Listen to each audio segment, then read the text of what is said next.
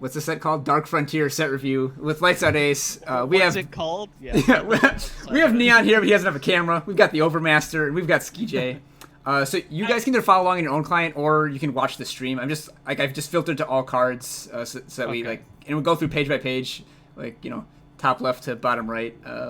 I'll highlight the cards, and then when we're at the end of a page, if there's something that I didn't talk about, we can click on it and we can go over it. So let's begin with card number 1, Granite Coin. There's a cycle of these onslaught powers, and this is probably one of the weaker ones, actually, which is surprising because this card seems pretty good. I'm not a fan of any of the coins, personally. I guess I didn't go through the ones that weren't spoiled, but I'm not a huge fan of the idea of my mono faction power being depleted. Yeah, so let's just go over it. So the fire one is deal 1 damage. The time one, you get a 1/1. The justice one, you get a +1/+1 weapon. The primal one, you get an inferiority complex. This is a curse that gives reckless. And the shadow one just drains the player for 1. So the shadow one obviously sucks, but the rest of them I think are all pretty good, especially the primal one. Well, yeah, the primal one I think is the best one by far, right? It's actually basically a removal spell in a lot of cases, depending on the board situation. The Amethyst Coin is bad on the surface, obviously, but if you are in Life Force, we have seen Amethyst Waystone be pretty good in those types of strategies, and I will say that Life Force did get some pretty juicy tools in this set, so maybe we see some Amethyst Coin. That's true, yeah. You attack, and then post-combat, you play this and buff units with Katra, or pump your Mask of Torment or something. I think that for all of these, that they're all a pretty big stretch to see any significant constructed play, especially just having the be depleted. It just matters so much in constructed. In draft, I think that they're actually quite solid, especially the Justice one too is really good there as well. So I think that this just does a lot in a lot of different circumstances in draft, but construction is just too fast. Yeah, I kind of agree. Probably not going to see they're all actually really strong in draft. I'm not a huge in rank. There's too many power that you're playing between insignias, banners, Diplo Seal if you're playing that, and sigils you need to activate the seats. It's just hard to find room for depleted monofaction power. Yeah, I'll agree with all of that. Yeah, I agree with all that. I can't. So next card is Char. This is Shock. This is Torch. So it does 2. Is this a sign of impending rotation? It obviously sees no play now, because I think the Signal Flare is also better. But and Torch obviously is strictly better. But this is a big rotation signpost if I've ever seen one. Torch is not strictly better. No, Torch is not strictly better. It can't hit sites. So okay. This can hit sites. Sure, so this can hit sites. And the new Yeti site, yeah. And the Yeti site definitely going to be, setting the pace in the metagame. So I lost to that card an hour ago. So if you are like SkeeJay and you're losing to Yeti site, just can't beat them. This is the card to put into your deck. Until we get to that stage in the metagame, though, I'm feeling like this is not going to see a ton of Could be we might have enough stuff right now for a actual burn deck to get there. That seems unlikely to me. I mean, we did get both Flame Blast and this. Flame Blast back to what its previous power level. Seems like a stretch, though. I mean, how much worse is this than Signal Flare, for example? Though, is it maybe an upgrade on Signal Flare a little bit? I don't think that Signal Flare is very good. People play it as a one-of some of the time, and even then, I think you should be playing your Torch on your own turn way more often than people do, anyways. So I think Signal Flare is better than Char. Yeah, I think I agree. Signal Flare is being better a lot of a lot of times you're playing Signal Flare in the market too, as a way to just go to the market on turn 4 and just ping something. And this does the exact same thing. It serves the same role, but it doesn't scout. Now it is an extra burn spell for spell damage type of thing, right? There's a lot. There's even more extra spell damage type things in this set. So maybe, but it is a stretch. It is a stretch. Yeah, Scout matters now too. There's multiple cards on this page. I mean, I don't think they're good cards, but Scout matters now. I don't think this is a card that we need to be concerned about for the upcoming future. But I do think I agree that it is probably a sign for impending rotation in the next set or two. But we've been saying that now for a little while, I think, because I mean, like there was also Signal Flare was something that we were saying that as well. I don't know. I mean, I want there to be rotation with set 8. That's my call now. I think it's set 6. I think that this is the last set before. After the campaign potentially. Okay. That's I mean, my I'd be call. down. I'm looking forward to it. I think that lower powered formats are more fun. I like figuring out new things. Speaking of cards that kind of flesh out the format for a possible rotation, although might see play now, Oni Patrol. So this is it's a drifter, like it's a 2-1 for 1, but then you onslaught this into a 3-2 for 1, like in these like sort of, we haven't seen these like 41 drop decks for a long time, like since Jito was nerfed, but in those style of decks, this is exactly what you want. You want to go 1 drop on 1, 2 1-drops on 2, and this is like the best 1 drop to play on turn 2. Yeah, this card's insane. I hope that a deck like that becomes good because I like that kind of deck. I know you don't, but like this is the kind of card that I want to play with, but there's just no room for it, like any type of current deck or even anything that the meta just pushes it out so hard. Wait, Needle Spitter is a 1-cost 3/3 if you scout. But you also sparring partner, it's back. Oh no! It's got multiple times return and do this. So you get your, signal flare, hit you for whatever it is, like 10 on turn 2. Oh, Get baby. busy. Yeah, that's 11 on turn 2, motherfucker. Like maybe that can be a deck. Yeah, I mean, clearly, like, there's also on this page Horde Duelist, which is a power creeped Blazing Renegade. Like, they want aggro to go fast. Now, the other interesting card, I think... do think that Oni Patrol, like, we seem to kind of be getting a higher density of this, like, really low-cost Sly style deck, and maybe it's good enough now? Because, I mean, like, those are, like, the kinds of decks where they look shitty, and then you suddenly hit this critical mass, and it's kind of insane. So maybe once, like, with some work that'll get there. I'm skeptical, but it's worth trying. The issue is those decks are always going to be weak to Vara. Vara's it's just too popular to justify it, I think. There are some ways to exhaust things, like a Cinder Yeti in there, yeah. That's kind of what I'm saying. That's what I'm saying about, like, being, like, if you're a turn slow, if you're just a little bit slower than that, like, Vara kind of just takes over. But, like, if you're just able to get your Goldfish up to turn 3.5 or 4 with, a little bit of disruption, like, maybe we're kind of there already. I'm skeptical. Yeah, I'm skeptical, too. I don't think we're there. Especially since these are all X1s, and we all know how much Jotun Hurlers are around in the format, right? Like, if you're just playing this as a 1-cost 2/1 because that's all you have, that's just a feels bad for sure. So speaking of 1-cost 2/1s, the other card on this page I think is interesting is Stone Hewer. So if there's some sort of like Granite and aggro deck that plays like Coal Scrounger, like obviously this goes in there, but then it has a other mode which seems completely at odds with the 1-cost 2/1 mode, where you can shift it for 2 and then on turn 5 you'll have 7 power. So it's kind of a ritual. Do you foresee like this isn't going to go in the Gear Cruncher deck, and this isn't going to go in the Jito deck? Is there some sort of in between deck that wants a 1-cost 2/1 sometimes and wants to be a 7 power in turn 5 sometimes? I think the deck that wants it the most is going to be a deck that wants the shift, the emerge part. Like, no, I don't think the card's going to get by on being a 2/1 for 1. It'll get by on being a Lotus Bloom or whatever.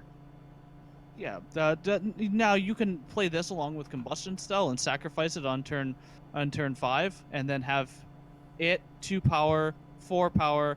Plus the already 5 power, that's 9, plus another 4 power, that's 13 power, off of the end of the barrel. Yeah, so I actually was doing this shit today, guys. Like that was my deck. And then we play Demand Death into Caleb and hardcast another Caleb, and we just go crazy. Didn't do that yet. Like, so I was literally though today, like I went through and did a pack opening video, and then like sort of straight from there into messing around with Brainstorm for like 2 hours for it. It was interesting. It was frustrating. I was playing with Stone Hewer. I was playing with Cell. I just doing lots of this different variations. There's some powerful stuff there. I'm not exactly seeing a top tier constructed deck there right now. It's interesting. Maybe somebody can crack it, but Jesus, it'll be a project. Yeah, I'll get working on that one. This is the kind of deck that I love brewing too. It's just the engine combo decks. Maybe Bren's Scrying will be. I don't know. I know. I was trying Brent's crying. Once Oh, again, you tried that already? Okay. You just guys need to catch up, guys. Like, come on. All I right, was playing let's the go from brainstorming deck. What was the jank point? combo cards to good aggro cards. Impatient Pyro Mage. This card looks pretty solid. Like, a 2-cost 2/2 is crappy, but then if you play this on like turn 4 or whatever, it's going to be a cantripping 2-cost 2/2. That's kind of gas. There's always people when cards like this are spoiled that are like, the worst case scenario is the 2-cost 2/2, and that's fine. No, it's not fine. So thank you for being real. 2-cost 2/2 is not a reason to play the card. I do agree. I think this card's insane. I was going over it when I was doing a spoiler thing on Monday on stream. This is one of my favorite cards that was spoiled at the time. It's one of my favorite cards in the set. It just reminds me a lot of like Abbot of Carol Keep from Magic, Magic Origins. Yep. Come down, get a little bit of card advantage in your aggressive fire decks. Spellcrag? You can play as a Spellcrag, sure. I don't see the thing with Abbot of the Carol Keep is that it also has prowess, and prowess means that the base case was already really, really good, and the base case for this is not very good. Right, it's definitely a worse card, but I think it has enough similar. Like the reason you're playing it is for the card advantage, not for. Like I would love to this be a 2/1 with like a prowess ability, but. Twiddles with a good point that if it works, it's actually a 1-cost 2/2 because it reduces the cost of the card by 1. I think that Right. also the problem here, also just having the onslaught on an ability like that is in some respects not where you want it, because you would almost rather play something like this before combat so that you could hopefully hit like a removal spell or maybe like a charge effect to pair with it. So something like that in order to make it work a little bit better. So the fact, or that if you top deck this in a situation where you're behind on board, you're looking for a solution, Navara or whatever that's around, and that doesn't like do that for you. You have to attack first for it to work. So that's really what has put this like to me in the side of I'm thinking it's going to struggle. I think the ideal deck for this card is going to be in the same kind of deck as Oni Patrol, where you're just playing like spamming 1-drops, and when you're doing that, like you're almost guaranteed to hit. Yeah, this is basically another 1-drop then. You Yep. draw it and play another 1-drop. Yeah. But it's not a 1-drop itself, so I mean, Yeah. it can't be. I mean, you may not play Jito in that kind of deck, but I think that the idea of having a bunch of 1-drops is something that you want in that deck, even if Jito is not the card you run. And Yeah, absolutely. I'm gonna go on a limb. I'm sorry, SkeeJay. I don't think this card's very good. Damn. Oh, that's good. We like controversy here. Then, if you remember, months from now, you can say I told you so. Yeah, exactly. All right. All right, so Incendiary Slagmite is my pick for the ankle biter award of the Pyro Adept that people play in Constructed for some reason. That's really terrible. I think this card's insane. Whoa. All right. I know that SkeeJay was the one who was going to have the opinion on that one. So tell me why this hard-to-cast Pyro Adept that doesn't have any summon effect that requires to be playing 1-drops is insane. Yes, because a lot of times these like aggressive fire decks can lose to market cards. So if you just take away their best market card, even if like they know what you take, right? So they just know not to pick it. You don't get the 5 damage. You still take it away. They don't get access to a card that potentially hoses you entirely, like their Hailstorm or whatever. Wait, they know what card you chose? No, they don't know. No. I but thought it even was if they secret. did, but like they can assume that you're taking Hailstorm, right? Sure, Like sure. if they have a Hailstorm in their market and you play this, like okay, well, they choose Hailstorm. I'm not taking Hailstorm. I So you don't really get your like 5 playing damage. Hailstorm in your market anyway because you need to have it on 3. Well, say downpour Well, say then, like whatever. downpour, The whatever. point is. That's true. That's true. That's true. So I think that just having access to a card that prevents them from having their hoser against you can go a really long way for the aggressive fire decks. Do you think that the Onslaught is easily achievable? You need to play a 1-drop. That is fire, because it's FF. Have it live. Or you're playing this 2-cost 3/1 on like turn 3 or turn 4, and that's just like, that's heinous. Which factions got insignias that are in fire? So the ones that that didn't matters. get smugglers Praxis last time. and Stone Scar. Praxis Yeah. And Stone Scar. Yeah. Prex and Well, Stonescar. Yeah, I mean that works. Like you can still play you can play Stonescar. Like Rally Queen was already Stonescar. Yeah, I mean, think this the- is where that goes, for sure. If it goes anywhere, just is it good enough for that deck, is the question. I think it's good enough for that deck. It's if that deck is good enough for being played. I think also part of it for me is just also the play pattern of a card like this too is like once again because it has that onslaught on it is that you have to have something on turn 2 or turn 1 that comes out and attack successfully in order for you to have that onslaught on turn 2. Because, for instance, your opponent has the merchant before you play this, then it doesn't do anything. And then they're going to get the downpour or whatever card it is that is their hate card for it, and you kind of have like this like very particular like an awkward window. Like it gets so much worse on turn 4, 5, 6 in the game, and I think that's to me kind of a concern with this card as well. Like once again, like this is all kind. We're talking about like the same kind of deck, like a super aggro, super low to the ground Sly style deck. So maybe once all of those pieces come together and with some reps, it can kind of get over the edge. But it just seems really tough. But like once you're playing a Rally Queen deck, you're kind of like accepting that the majority of your deck, if not all of it, is going to be really bad on turn 5 and 6. So like if you're not going downhill with that deck, you're not winning.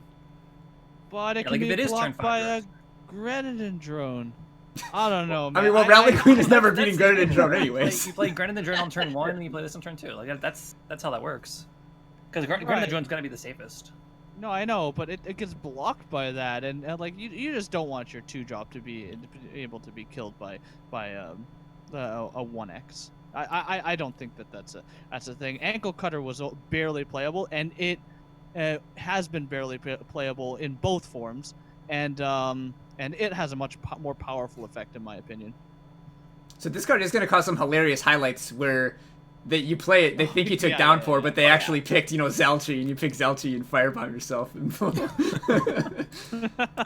Equivocate value on this one I think is very high. That's what I'm looking forward to, the equivocate value. I do want to point out on this page, Slag. This is a 2-cost fast spell that kills an enemy relic or an enemy sentinel. This seems like an extremely good Skycrag market card.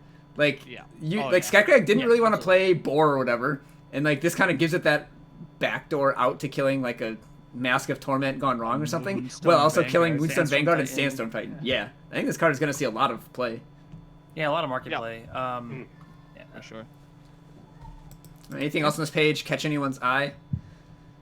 I mean, Ruin's Guide catches my eye. I don't think it's very good, but I mean, it is going to be hilarious if somebody manages to pull it off. If you have like the three emerge shifted cards, and then you play that 1-cost thing that emerges them all, and then Ruin's Guide is basically an OTK. Yeah, that's are we okay with skipping ahead a little bit here? There's this card, not Milos, crap.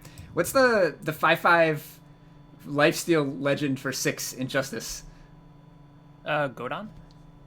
Oh wait, no. Oh, Injustice, that guy. Nikos the Unifier. Okay, yeah.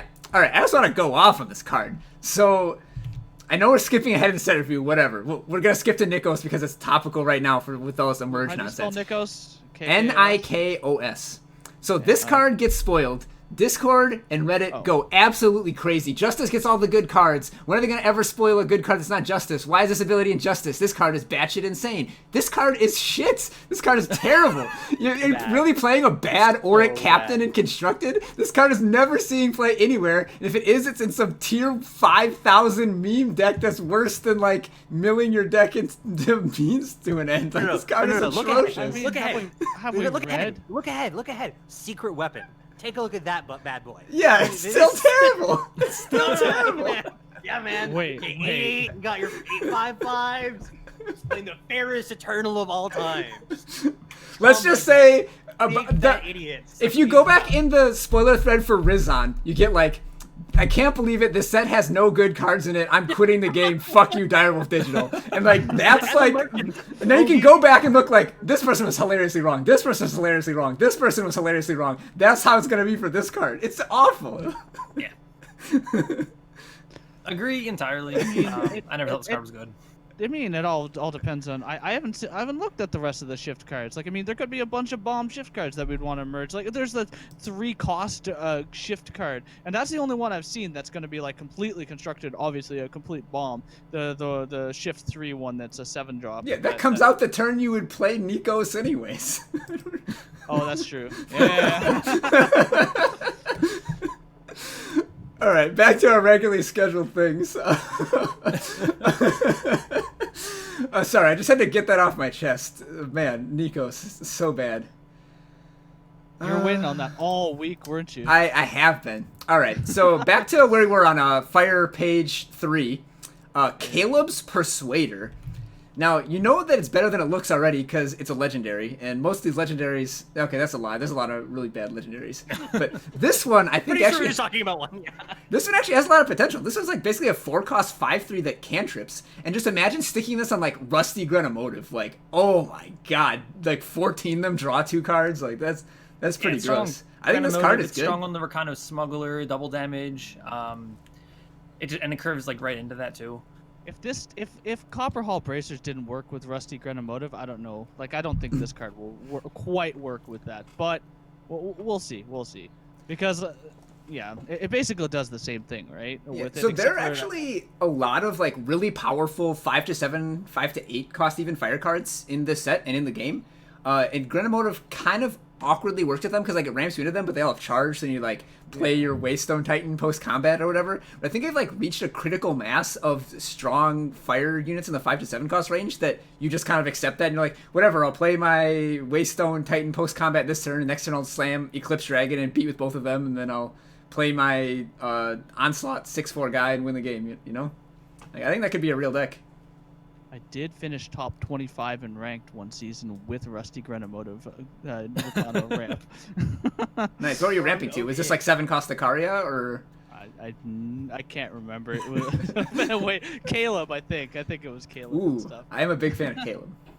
But that's another one of those charge units you have to play post combat though, right? Like it's I don't know.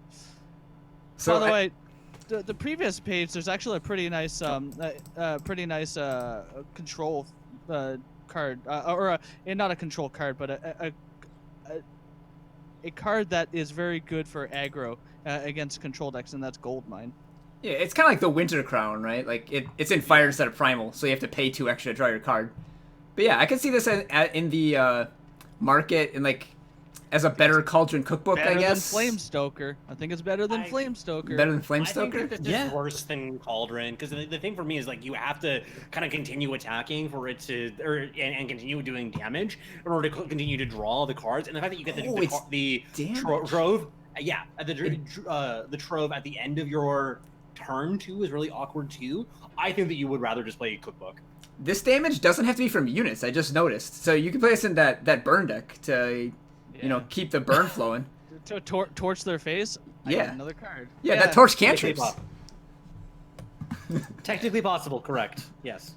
I find that's like, I mean, there's a lot of good, like, anti-control fire stuff, and just, like, none of them, this doesn't feel like it's that much better than any other ones that would really turn that around. Sure. And I also think that Sincere Dervish is okay. It feels like it would actually be okay in a aggressive deck. That could be a role player. Yeah, maybe a market card or something like that. Maybe that a Mind Fire type of card, but it actually is a threat in addition to being a Mind Fire. And I know Grimfan was talking about putting it into Charge Rod as like a potential. Yeah. Yeah, if you're not Justice, if you can't play Whirling Duel, like if you're Praxis Charge Rod, like it makes a lot of sense. Yep. Yeah. All right.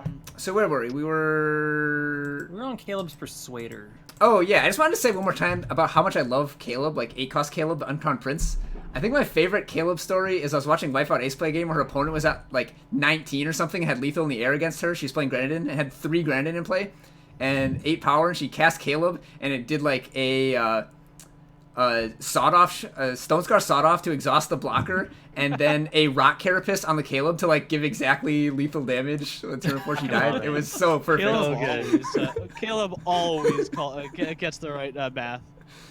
50% of the time, all the time. I didn't see Caleb Sanctum before. This wasn't spoiled, was it? So if I saw weapons. No, it wasn't. No, it so wasn't. This is a Caleb activation. You have to re-roll your Caleb. This re-rolls your Caleb every turn. This is actually really sick because a lot of times you play Caleb and he takes all of your power, so you can't spellcraft all the spellcraft weapons you get. This is at the start of your turn, so you can get all your spellcrafts off. I mean, it's still a meme, but. By the way, it's still a meme. In case you were wondering, in case you were concerned, this is a meme card, ladies and gentlemen. And Furious Compulsion's terrible. I haven't seen anything that actually works with like rebuying spells and stuff like that. So I don't know. Yeah, it's nothing. I mean, worth noting, if you cast Headshot, the game likely ends that turn. But like, If you're spending 7 in fire, there's a lot of better ways to end the game that turn, I think. Yeah. I am really interested in all of the cycle of the cards that generate other cards, like kind of thing, because it's something that I find fascinating, and it's just been so powerful with something as simple as the snowball plus the Droten hurler. I'm super interested in all of them except the fire one, actually. Yeah. I'm really expecting to be disappointed by them, but like, I mean, I'm gonna try nonetheless. I'm gonna try in the future. Yeah. Justice one's gonna be absolutely insane. I definitely think the Justice one is actually fine in like a Dezo Dragon deck. Yeah. Yeah, you that's- always are at 0. You're always at 0. 0 attack with him though. With Cassava though. You're drawing so many cards. But it enables the Think combo about the play. cards, Theo. Think about them. Come on. All right, what do we Yeah, think I about know. Raging Fireball? Playable or no? No. You need to get up to Next. 12 power and 7 attack to one-shot your opponent. I don't want to pay 6. I don't want to tap out and pay 6 to deal. It's good in draft, but like, I mean, it's probably the most ridiculous bomb in draft, but it's a Yeah. legendary, Oh, so yeah. you're almost never gonna get it. Okay, how about Combustion Brawler? This actually... So I was able to play one game before this started, actually. I lied when I said I hadn't seen it. I was able to play one Gauntlet game, and I played against the Get Shifty Gauntlet. And they played this guy, and I blocked with my Moonstone Vanguard, and was very surprised when I didn't gain health. And, yeah, this is kind of cool. So when you shift it, the RTFC. static effect stays in play the whole time. So this is basically like a not terrible version of... What's the card that was buffed to 2 cost and is still unplayable? Factor quota. Yeah, this is like a factory quota that isn't unplayable because you get a 6/4 in a couple turns. Yeah. It's I think it's fine. all right. I don't think I'd be anywhere near it in any deck. But I mean, you shift for 4 and then in 3 turns. Oh yeah, the static ability goes. Yeah. It's not bad, but Yeah, so you like Cloud of Ash them on 4, but the can't gain health is just staying in play for 4 turns. it might be okay. I'm gonna put this on on the upper edge of playable. I think it's fine. Just outclassed by things that already exist. Like fire, like already wasn't hurting for things to do on turn 4. Well, let's look at some cards that aren't outclassed then. How about Eclipse Dragon? Eclipse Dragon is one of the best cards in the set. Card is nuts. Very good. Very, very good. So- Like the fact that it just has a like having a flying charge unit matters so much in the world of sites. Like this is an incredibly good site like hate card that actually like, you're happy to play because like unlike something like the casualty of the cause, like you're not down in terms of card advantage. Like with that, you spend a card and they've already got a card with a value. This one, you spend a card and then you have a 4/4 flying quick draw unit that has a great static ability too. So, and we're not playing very much fast removal that kills this nowadays. Like the fact that it both like dodges torch and like that 4 toughness is kind of magic right now for that, and then also the display of ambition. Card is very, very solid and is very likely to say significant play. Yeah, And it's for insane. variety It dodges of gun decks. down. We all know this as is well. great. One question for everybody: what deck are you putting this in? Any fire it deck replaces almost. it replaces what Soulfire Drake did way back in the day, right? So you want to put it as a It's top an end in aggro. You can do that. That's a decent option. You could also put this in FTP because you can hold up the display the following turn, which is really nice. Now, I will say that 4/4 does get absolutely stomped by some other flyers, even at the 5 cost range. So like, it's not an automatic hit in. It is very No, it's not strong, attacking into like a milli or something. but- Yeah, exactly. So I mean, it's not like busted or anything. It's just a very, very good card. I think that you want to pair this with like a couple of good removal spells. So Vanquish or Desecrate are the ones that stuck out to me that I would want to do this is because there's gonna be a couple of specific cards like Titan, Amelie, whatever that are gonna be problems for you. But if you can clear the streets for it, then it'll just do damage, man. So I think.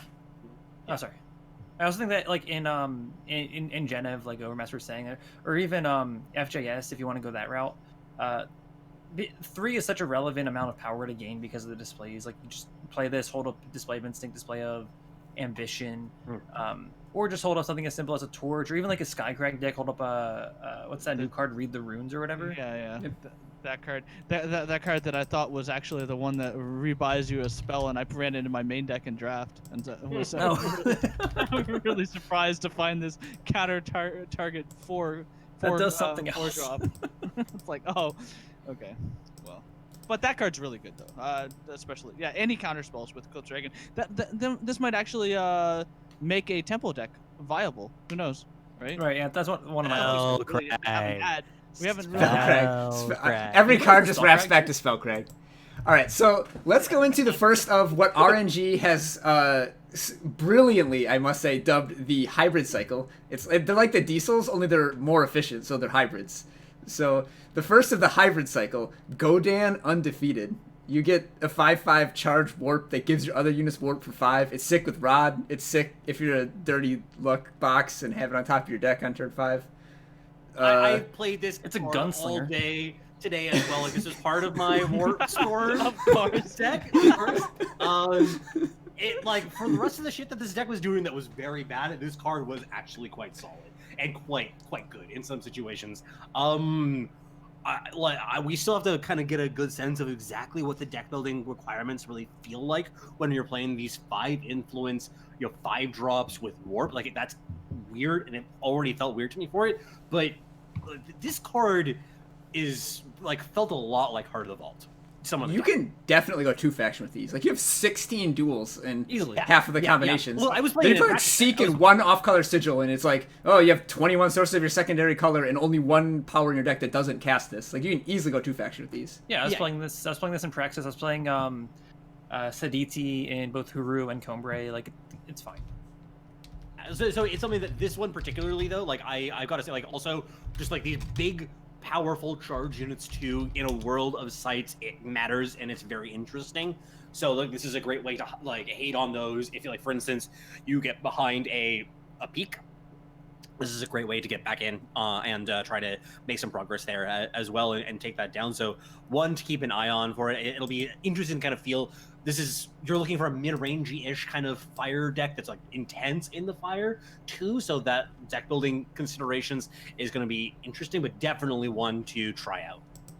Yeah, I was really excited for this to come out when I knew the cycle was going to be a thing, because I felt like Mono Fire was actually getting like some actual tools to work, and this doesn't help with that, which kind of made me sad. It's like at first I was really disappointed in it, but when you actually play with it, like you find out the card is still insanely strong. I think this is probably the worst one, and it's still a card you want to actively put in your decks if you can. Like they're all really good. Worst one. Yeah. I think this is one of the better ones, is it not? Well, the Primal and the Justice ones are completely nuts, and then the Fire and the Justice Shadow ones on are another like, level. eh. I mean, they all kind of seem really nutty to me. I'm gonna be honest. Maybe this is better than like Tasbu, but I have some really cool applications of Tasbu that I want to try out.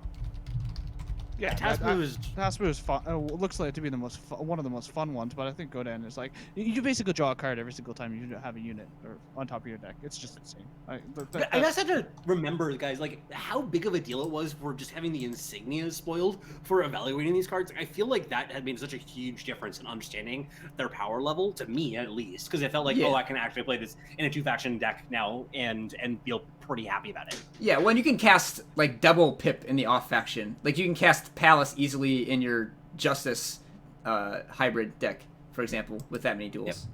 Easily. Yeah. Anyways, on to the next page. There's a card. I think we don't have many cards of this type.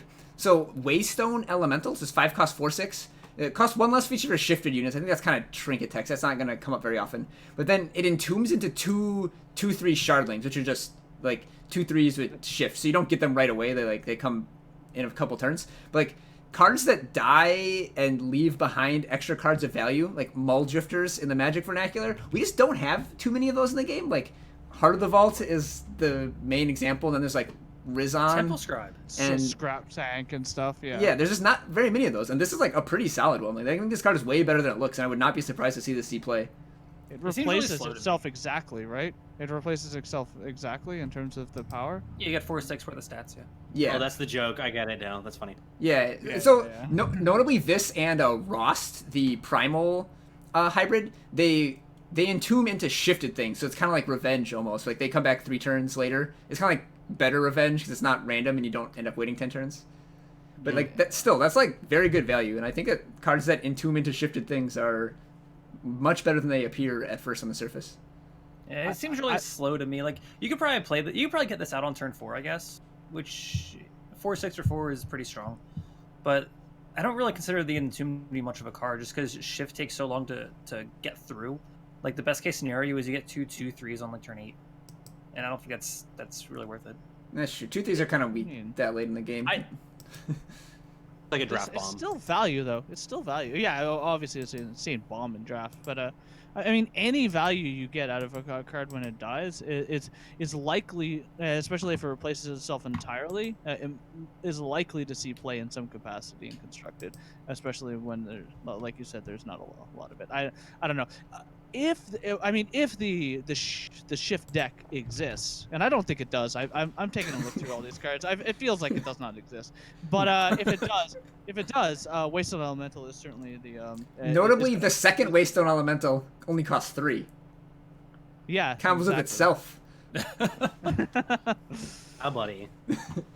All right, and the third one costs 1. Yeah, why are we messing around with this little shardling value when you could just be slamming Aspect of Destruction and fucking murdering people? This card is ridiculous, right? Like, I foresee this ending many games as soon as you hit 7 power. Yeah, every time when I first saw it, I was like, oh, it's undersized, it's small. And I looked at it again, I was like, this card's probably fine as like a 1 of or something. And then the more I look at it, the more like insane it becomes. And I think this card is absolutely nuts. So this is the very first card spoiled. And so when I did a podcast with Neon a couple of weeks ago, I mentioned it. But so Sack the City cost 5, was unplayable. They slapped it on Corrivat Palace for 1 more, became broken. Bad News is unplayable. You slap it on this guy for 1 more, is it broken? No. You get a body with it. I think it's too awkward, though. I think it's too awkward because you want to be attacking with all your units both times anyway, and then you have to play the Asset Destruction after combat, like, and you're just getting an extra 6/4. I don't know. Just a 6/4. I think there's an interesting thing you can do with like go Waystone Titan, attack, play Divining Rod on the Waystone Titan, hit Aspect of Destruction, and then attack again with everything. Like I want that interaction to work, and I want it to be a common thing. Definitely busted in Charge Rod, that's for sure. Yeah. Waystone Titan, I felt, has always been a really strong card without a home. And I think it's going to find a home now with all these powerful fire cards like Eclipse Dragon and this guy and stuff. Yeah, Waystone Titan is definitely an underplayed card. I think that with Divining Rod, it's still pretty awkward because you have to attack with all your stuff, right? And then you Divining Rod afterward. I guess if you hit an Aspect Destruction afterward, that's what you have to do. That's the joke. That's the joke. That's what. But I'm not lucky enough to do that, so I'm never going to be able to hit that. Very least, I think. Well, you just have to have Godan in place so you know when it's on top. At the very least, I would say that if you have this in a big Praxis style deck, it would be a good market card there because it would be like it's a great mirror breaker in those situations. You just set up an Alpha Strike, you play this, you Alpha Strike again, and there's just no way your opponent can live because you're gonna have just like so many goddamn stats on the board a lot of the time. So there's gonna be some applications for this. This is worth like playing around with and like starting it as something like a market card and getting used to it there, and then seeing if you want to add some of it to your main deck is probably where I would begin when testing this. Yeah. We already touched on Bren. If there's a Storm deck, this guy is good in it. Maybe somebody will figure it out. Apparently, Neon's been brewing with the Bren. Working on it. But not really. So I didn't see Clan Barracks before. This seems like a better card than Gold Mine. What was it, Gold Mine? Yeah, this seems like a way better card than Gold Mine. If you're trying to beat a control deck, you just like get a bunch of free 4/4s in your deck. You have 12 no. Oh my god, this is a new win condition for Temporal. We're playing Fire Temporal and you just win with Clan Barracks and playing 15 crests. Oh my god. There is an even better one you'll see later on that I think is actually really interesting as a win condition for that. This card though, I actually do think if you have a decent like Scout Matters deck in draft, it's gotta be really busted. Yeah, I mean it comes with a 4/4 scouting like over the course of a normal game though. A lot of Scout in this set for draft. There's a whole cycle of commons with Shift and Scout. So it seems like pretty likely that you'll be able to get at least 4 or 5 if you want them. Yeah. There's like a 1/3 for 2 that has Scout that for Twist. That has like Twist costs 1 on this one. So like if you're going hard in that way and there's like these payoffs for it too, this would be an interesting card for that kind of application. In a draft deck, obviously not every fire deck is going to want this, but I think there's going to be some that it's going to be really good. All right, let's move on to the time cards. So right here, very first one on the page, we've got Gar Master San Mage. I must say I'm disappointed in his scarf. He should be wearing a a bigger scarf because whenever an enemy unit with flying is played, you silence it. Gar. But then you also, for 5, can silence every single unit in the enemy player's hand. Now, I don't know if this card sees play because a 2-1-for-1 in time is kind of like not really a desirable stat line. And there's better anti-silence cards, probably. But I don't know, maybe if there's some Resolute Monk deck this goes in, and maybe we randomly want to silence the enemy player's hand. I guess like if you are in the aggro deck, it's just random hate against like the Diogo combo deck when they go to their market or something. I mean, it is a way more proactive way to deal with flyers, I guess, than Scarf. But I still think Scarf is the better market card because it's just, I mean, you Varus favor this, and now you can play your flyers again. I don't know. The shift 5 is interesting because it's kind of like what's that card from set 1? The 4-cost Steward of Prophecy. It's Steward a better. of Prophecy. It's definitely way better than that, right? On 5, but I mean, as a legendary, I think this is a pretty weak legendary. I like how it just comes like instantly pops Sheltering Rider's Aegis as soon as it's played.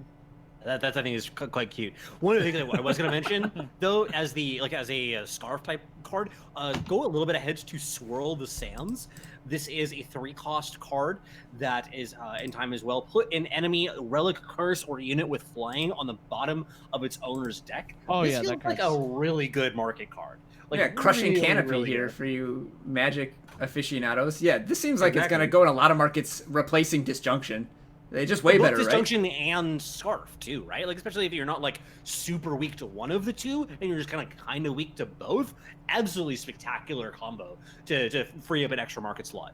I agree. I think the card's really good. I saw it for the first time earlier today, and I was looking for extra market cards, and I was like, oh, this card seems really good. All right.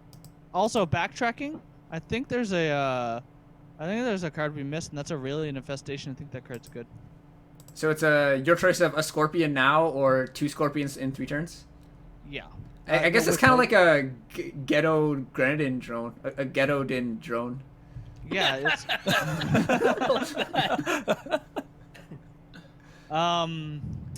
Yeah. I mean, it's way better than Grenadin drone, obviously, in 2 turns. And I mean, you're attacking for the couple. Maybe you attack for 4 extra points, which does matter in Praxis tokens, right? And I know that you're pretty.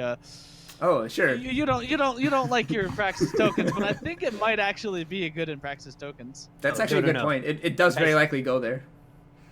Yeah. Combo is with Bran because you get 3 cards for the price of 1. Think about it. Ooh, that's the same rate as Tend the Flock. Yeah, man. But it costs 1. You're up 2 power on it, man. That is busted with Bren. That's fair. I do think there's a handful of cards on that like second time page, like after Yeah, so Gar. Cryptic Master might go in the Rats deck.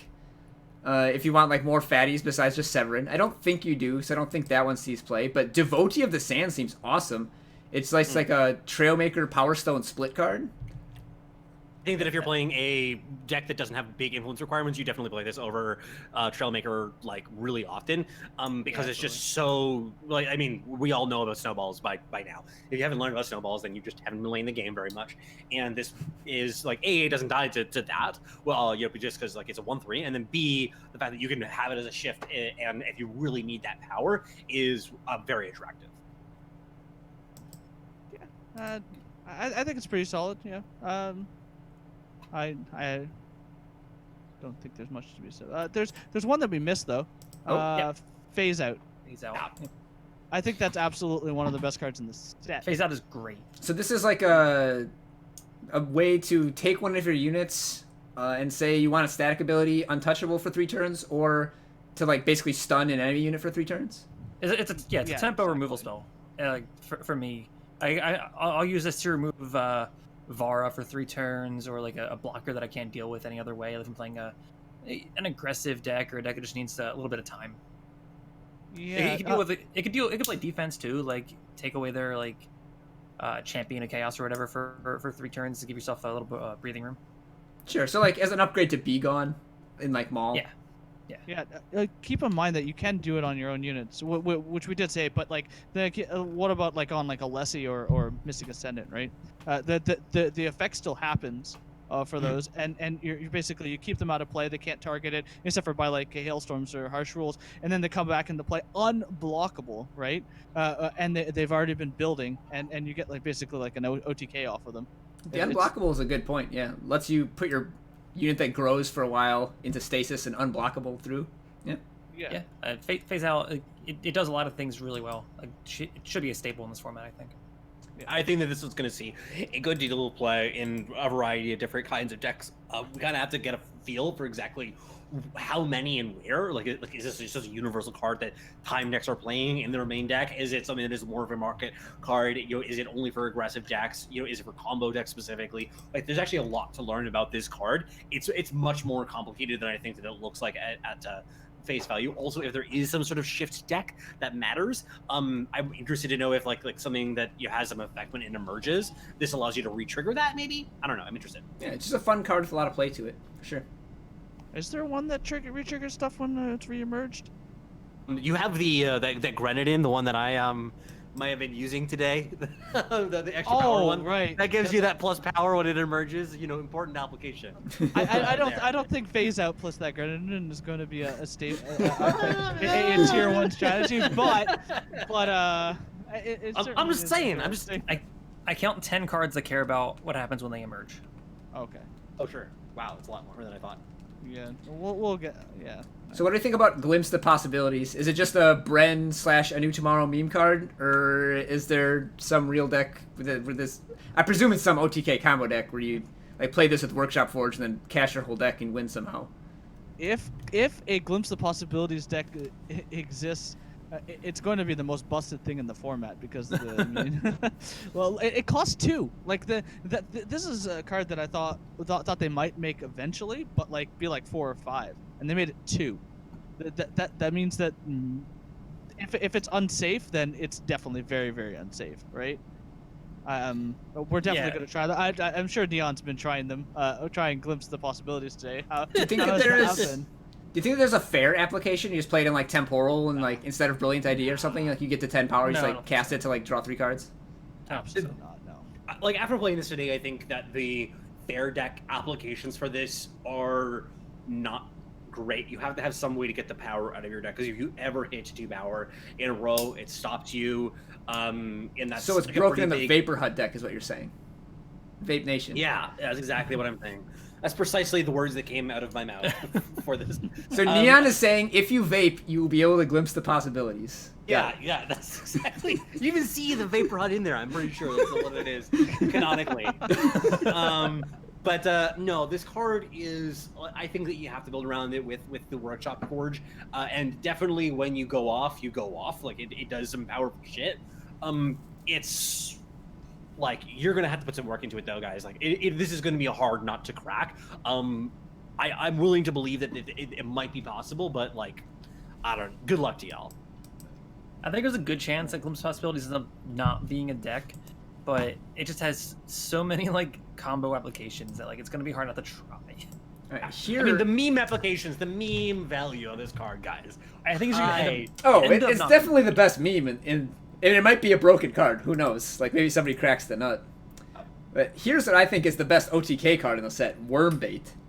So you pay 3 and sack a unit to get a shifted worm. So it's not called shifted worm; it's called Ravenous Worm, and it is shifted. So you get it in 3 turns, and its stats are equal to the number of units in your void. So if you just mill, say, 12 units into your void and then wait 3 turns, you win the game, right?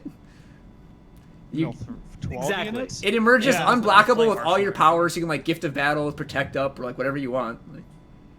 Gift of Battle, Worm Bait deck. Let's go.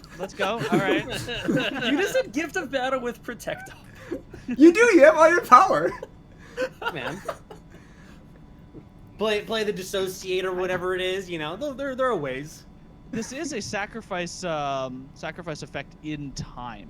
So that's pretty sweet. There might be some FTS applications for this. Madness. Right? Yeah. This is the buff to Prixis we've been waiting for. Prixis is finally going to be in a busted deck. Oh wow, you're so right. Crafter Prixis is now. I was lucky enough to get a couple of premium ones from Season Rewards, so I'm ahead of y'all. I think I have at least one premium Resurrect Prixis. I crafted the other 3. Got them all for days. Okay, so I played Ezeret Prixis in real life decks. I actually played Ezeret Prixis in an ECL as a one of in in a relic deck. But anyway, we won't go into. So if the shift deck exists, it's because of this next card, Expedition Leader. Whenever your units emerges, draw 2 cards. So turning all of your guys into Mull Drifters is pretty good. Yeah, I'm not playing a 1/1 for 3. Yeah, I'm just. Yeah, No, you think it's just a draft card? What was that card? Gear something? The one that whenever you play a Sentinel, you draw a card. That was like 3 cost. Gear 1/1. Master. Gear Master. Yeah. Gear Master. Gear That Master. card is completely awful because it's a 3 cost 1/1, and I think this is basically the same. I know it draws 2 instead of 1 card, but yeah, it's not going to be played. It is interesting. Like I mean, there's not that many ping effects. There is like the shock, but there's not that many ping effects in the draft format. So maybe you can get something pretty sweet going with it. It's probably great in draft. Yeah. I was gonna say that the draft is the main application, especially since Snowball is ubiquitous. It just seems like a joke. So do we have a good nickname for Search Party, like some sort of pun on Assembly Line, but how it's bad and has nerds, like Nerd Assembly Line, but Nerd a Assembly good pun Line. and not bad like that one? I don't know. I know that this card is bad though. That can confirm that this card is not good. Okay. I've not tried this one yet, to be clear, but it does not look good. All right, well, let's look at a good card then. We might actually have things to say. Perilous Research. So first off, reducing the cost of each relic by 1 seems like trinket text, but this does make the Antique Polisher 2 dig sites and a Cabal Scavenger OTK work. So there's that. I mean, I just think it's okay in the I don't see it as being a huge player. Even in the deck that it was meant for, and that's the Rat Relics deck, because I just think that the 5 cost one is just way better at ending the game, right? You mean Bizarre Stampede? Yeah, Bizarre Stampede is just way better ending the game. This is a better than, for example, Vault of the Praxis maybe in the deck. So maybe you stuff it in the market for when you need to grind? Yeah, exactly. Like 8 is a lot, but it probably puts 15 power, like 15 strength into play and draws you 5 cards. Like, it is very strong. I mean, Vault of the Praxis was a very, very slow way to grind, and I think this is a much quicker refill. And maybe that's a thing. I don't see it in any other application though, other than that. I personally feel like there could be some combo deck that works with also the Death Pit as well, that sets up a 1-turn kill kind of thing with this. I mean, yeah, it's just like right above it in the. All Yeah, units have like- charge for 3 TT. This is clearly a janky, some we're talking about right here. But it's like that's kind of the thing that made me interested. This one's weird. It has my attention. It seems like it has some powerful applications. It's going to require a lot of work. This set in general just feels really, really hard to evaluate to me. I don't know about you guys, but compared to some of the previous ones, I am just really struggling with a lot of these cards. Like I just feel It like I have seems to like try there's them a out. ton of potentially broken shit if you can just figure it out. Yeah, that's the thing is that like unless you play a card like this and actually verify it, you're like could be broken, probably isn't, and, like that's just like what I see about so many of these cards. I just want to point before we go to the next page that patience, people are talking about playing them all, don't do that. All right. That's all I have to say. I was gonna say like I have my thoughts, but I want to know if your thoughts about this card in Maul. Like I don't think it's good. No, terrible. It's good. All right, so next page. We already talked about Swirl the Sands. Let's talk about Tocus Waystone Harvester. My comment is that Tocus means you touch in Spanish. So whenever you play this, you should make some pun like touch me or something like that. I won't do that. So Taco's here. This guy Tacos. is. There you go. Yeah, no, clearly he's Tacos, guys. Come on. So Tacos is my boy. He looks real good, real saucy. He's a spicy taco. It looks high as fuck in that. Yeah. Seeing the art now, man, like he is blazed. Just absolutely. His arms in a sling too. I don't know what's going on there. Dude, that's medicinal waystones right there, okay? He's blazed for a reason. Yeah, Well, suddenly the token, his name actually is relevant. Oh, he lives in the Vapor Hut. The Vapor Hut is his house. Yeah. The evaluation of this card, though, to be serious, +1 power on a 3/4 body. That by itself, you'd probably be thinking about it. Yeah. it has, in addition to that, a line of text that is very useful of play pump spells, and that includes things like fucking Withstand, which sees a little bit of play. I don't know if you've noticed. Yeah. There's also a little card called Kira that may be a little beyond the edge right now. We'll see. Yeah, We'll see. I haven't seen it yet. Yeah, I haven't seen it yet either because people are too busy jamming Stone Scar because they love fun. But also like the fact that you get to twist it and then like power him up to a 5/2 +3 power on turn 4 just for free. Like if that's just like what you want to do with your life. Like, I mean, like this is it like a non-fire, non-justice deck where that's a good idea though? Like, is there any deck that is playing neither fire nor justice? Because twisting him to like turn him into an Eternity Core makes you vulnerable to both Torch and Vanquish. Yeah, no, don't worry. I totally get that, and it's something that you are going to have to very much. I think that you're going to twist him not that often, but it's sometimes it's going to come up and it's going to matter a good deal. So, like, I don't know. This seems like it has a lot of potential. I would be a little bit surprised if this didn't see play. I think there's too much text on this card to not see play. Like, I mean, if you were to fit as many things as possible into a card and not have it be playable, I don't know. That would be hard to do. And Focus is also a 3-cost 3/4. It's also a 3-cost 3/4. Like, I mean, that's not minor. The perfect body. Yeah, exactly. It's your typical Seraph. It's your typical like time staple mid-range card that is a legendary because they all are. Well, I mean, this is a lot better than L-Head, which is the last, like, oh my god, this time legendary is so busted. Well, we thought the same thing about Karasaur, too. I mean, right, Neon?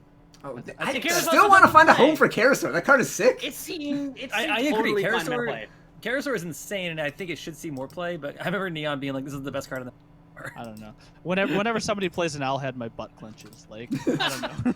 I mean, all my memories of Owlhead are like playing it in the old Talir combo and like my opponent shushing it and being like, "You shushed my vanilla unit," or like me having like a Talir and 2 Owlheads in hand. I got Rain of Frogs and I took the 2 Owlheads instead of the Talir. And it's like, good job. Like, what? I didn't think that would go. Aren't you usually top 5 masters? Like that's like these words that are coming out of your mouth. I don't know. It might have been in the Diamond Climb or something. I don't know. Do any other cards on this page look interesting before we get to Zumacan over here? If a the warp deck exists outside of a Glimpse of Possibilities type of deck, if like the just value warp deck, with Ancient Clock Tower. Yeah, the Workshop Forge type of deck exists. Ancient Clock Tower is pretty spicy. It's like, strong. Yeah. The +2/+2 to all your units, like your Blinkworths are now 5/4s for 2. Yeah, that seems not too bad. Well, actually for 0 with Workshop Forge, it's basically you're playing like triple. You're playing obelisks, obelisk-sized units off the top of your deck, like triple obelisk-sized units off the top of your deck. That seems pretty decent. I don't really foresee value warp being good. Do you think that's going to be an actual deck? Unfortunately, this does not have warp itself, which is what Workshop Forge actually had. That maybe put it over the top, but it didn't actually put it over the top. I don't know. This card, I think that you could only play it in the market of a deck like that. I was playing it in the market of my deck today. In some of the iterations. All these cards. I mean, we were starting with the fire. So Neon played it, so we know that it's rancid. All right. Neon, I played one of every card. I played like we get to the next one, it'll be the justice cards. I'll have nothing to say. So the reason this deck didn't work is he just crafted 4 Brens and then he typed warp in his search bar and just added 1 of every card, and then it's like, all right, let's see how it works, guys. Yeah, no, this card did very little in my experiences with it so far, but you know, maybe we'll see. All right, so Zumacan the Surveyor, I think, is actually the weakest of the hybrids. Like, Hard agree. You get a 6/6 and you kill something and you get a 1/1, and also it's super telegraphed. Like, my time mid-range opponent did nothing on turn 5. I wonder what they could possibly have. I don't know. I'm not really a believer in this card. I don't think it sees play even in mono time. I think it's worse than L-Head, for example. I think Monotime would play it. Monotime just has to be good first. Yeah. I think the 1/1 Explorers too are just so unexciting. At least Mono Time isn't being played. That's usually the number one. I expected it to deck be. at the start. Mono Time is probably good against Stone Scar. Yeah, maybe. I mean, I don't know. People think that Stone Scar beats Praxis Pledge with some sort of regular consistency. That's true. They play I Maiden. don't Yeah. believe it. Yeah, I mean they play Maiden, but like you just purify Maiden and then you just move on with your merry old way, right? It's a 2-4. I don't know.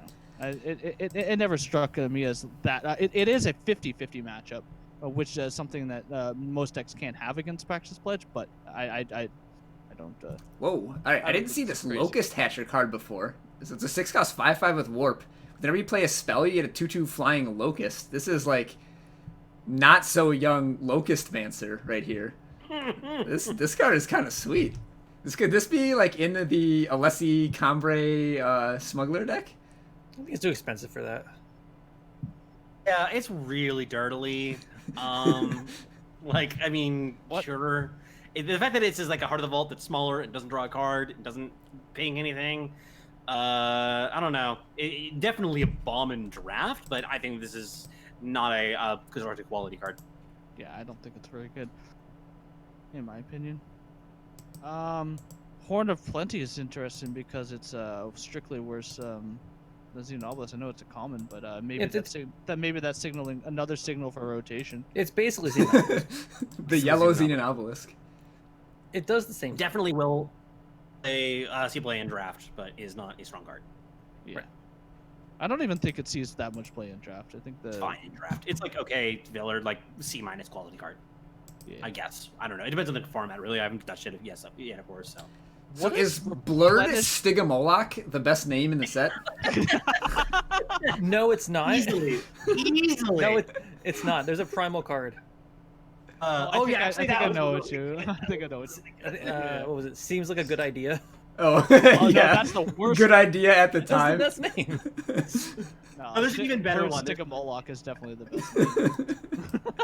It's the second place. I think another primal one that's very good. All right, so we're what on. does replenish 1 power mean? Like you get 1 power back, but it doesn't increase your max power. Okay. So, are we a believer in Embargo Officer? Do you play this in like Justice Aggro with no merchants? Every time I've built a deck that might want it, I just like look at it for a little while and pass. Like I think it's really strong, but I can't imagine actually wanting to play it. I kind of feel like we got a lot of aggro tools. It feels like in this set, I kind of want to believe. I don't know. When I did this is one that I've kind of gone back and forth on a couple times, honestly, which is kind of impressive for a 2/1 for one to kind of make me feel so conflicted. It's definitely going to be a pain in the ass in some situations. I think that it does a lot better at hating the market than the incendiary doofus face. Because you played it preemptively, you don't have to jump through the hoop of getting an onslaught. You played on turn 1, so it's just a lot. You can protect it if you really needed to be hating the market for a long period of time. I don't know. It's just God. I just don't know if you want to play 2/1s for one. I just don't feel like those are good right now. Or will not be for a while. So I'm not a believer now, but I think 10 years from now, when we have like vintage Eternal and there's like 44 merchant combo decks and like Reanimator that goes off on turn 3 and stuff, there's gonna be some derpy Ray card there, deck that's based on this card. Yeah, it's gonna be basically the hate bears of the old Eternal side. It's gonna be basically like Death and Taxes. Yeah, exactly. Embargo Officer is gonna be your number 1 hit. I mean, almost whenever never playing this on turn 1, like to me, it's a 2-drop that just hoses your opponent's turn 3 play pretty hard. Okay. I mean, as a Haunted Highway player, I mean, my butt kind of clenches whenever it says, can't leave markets or this shuts off 10 cards in your deck. That's... I know. Oh man, it's kind of crazy. But then I play Vicious Highwayman, and I was gonna say, man, I feel like you have some. Oh, but then I play good cards and my opponent loses anyways. Got it. Exactly. All right. So Headhunter is actually a potentially interesting 2/1 for 1. You can turn into a wanted poster. I think this card probably sees play in like Argenport mid-range type decks. What? Yeah, so it's like your 2/1 on turn 1 when you want to like curve out and be aggressive. And then if you draw it later on, it's just like you can cycle it because you're playing Slay or Desecrate. It's 2 relevant unit types. Oh, that's true. Well, Minotaur's That doesn't matter. Like, why does that matter? What, Gunslinger? Because if you're you can get it with Tab Rod. You can hold a hideout pistol. If you're playing. All right, you laugh now, Neon, but the first time you attack with Tap Rod and get Headhunter and Hideout Pistol, you're gonna be like, SkeeJay was right. That sounds like amazing. Actually, I didn't even think of playing them in the same deck. Oh my god, the gunslinger Tavrod pistol deck. Yeah, no, that'll show me. I kind of want to work on that. I don't like this card, actually. Because the 1-cost 2/1 is not worth a wanted poster. You might as well just be playing wanted poster in your deck. Well, I mean, it's only a 3-cost wanted poster. It's not that bad. When was the last time people played wanted poster? I played it like last week. Not SkeeJay playing. The people who are not SkeeJay, when was the last time somebody played a wanted poster? All right, fine. I don't think it's very good though, especially since Justice is like, it's not really that aggressive, is it? Like you have your district infantry. So I guess it's a supplement to district infantry as a 1-drop. It could be fine there, but I don't think it's great. All right, is anybody a believer in the disciple of Yoda, Kira the Prodigy? I think the card's probably good. Oh, I think the Kira the Prodigy is completely busted in like 3 ways. I think it's going to be figured out in the next couple of days, and it's going to be a really popular deck. Wait, Overmaster, do you think this is better than Rilgon's disciple? Yeah, oh yeah. Really? Oh yeah. Oh yeah, no doubt. I think that's the comparable card, and I think Rilgon's disciple is better. You're playing like a blitz, like OTK pump spell deck. But this one can be recurred with the 0 cost, the 0 cost one that shifts or whatever the unit. It comes back and it has all the attacks and buffs and stuff like that, which is something that Rilgon's disciple doesn't have. And Scream also does bring back Kira the Prodigy. And this card's nuts with Remembrance. Yeah. This I think is at the very least worth testing heavily. There's a possibility that it still misses. Just the fact that you got a like fast speed +3/+3 like +3% weapon functionally with like finance, like that's just such a powerful combination, and it's just like totally normal card to put in your deck. Like it just not asking that much of you to work with it in a fairly normal shell. And I don't know, man. It just it could be bad. It could very easily not make it, especially like it kind of needs the rest of the deck around it to come together. But it's got some potential, and it's very clearly worth testing. All right, people seem pretty hyped about Reweave. I think it is mostly going to be playing like Revenge decks, and to give redundancy to Argenport decks with Madness. Like before, there was like the Madness, Devour, Combust, and Stone Scar. Now you can Madness, Devour, Reweave, and Argenport. But that deck that's playing Madness doesn't really have many things it wants to sacrifice to Reweave or shift in, so I'm not really sure why it's quite so hyped. So if somebody can enlighten me, I'd love to hear it. I don't think it's that good. Maybe people are comparing this to something like what's that card in Magic now? I mean, it's the Pot effect, but like for cost 2 in Magic right now, and it's certainly not that. It's certainly way worse than that, right? I think it's still strong in like an Argenport, like the Witching Hour deck. I think it's pretty good there. Just as a way to sacrifice, like as a removal spell, kind of like Madness Reweave. And then if you want to get a Merchant or even Crown Watch Press Gang is pretty insane with it. I think that there are enough applications in that shell, like in particular, and nowhere else. Wait, 800 Alpha is talking about turn 2 Sword of the Sky King. How is this possible? Can someone enlighten me here? Turn 2 Sword of the Sky King? What the hell? Wait. Okay. All right. Wait, he posted a picture actually. All right, I clicked on it. I don't see what's going on here. It's against Manu S. I love this. Reweave. What is this card that's on the battlefield? Like was it the I mean, improvised club and constructed. That's pretty sick. As an extra, sort of the Sky King out. Auric Reclaimer. What card is that?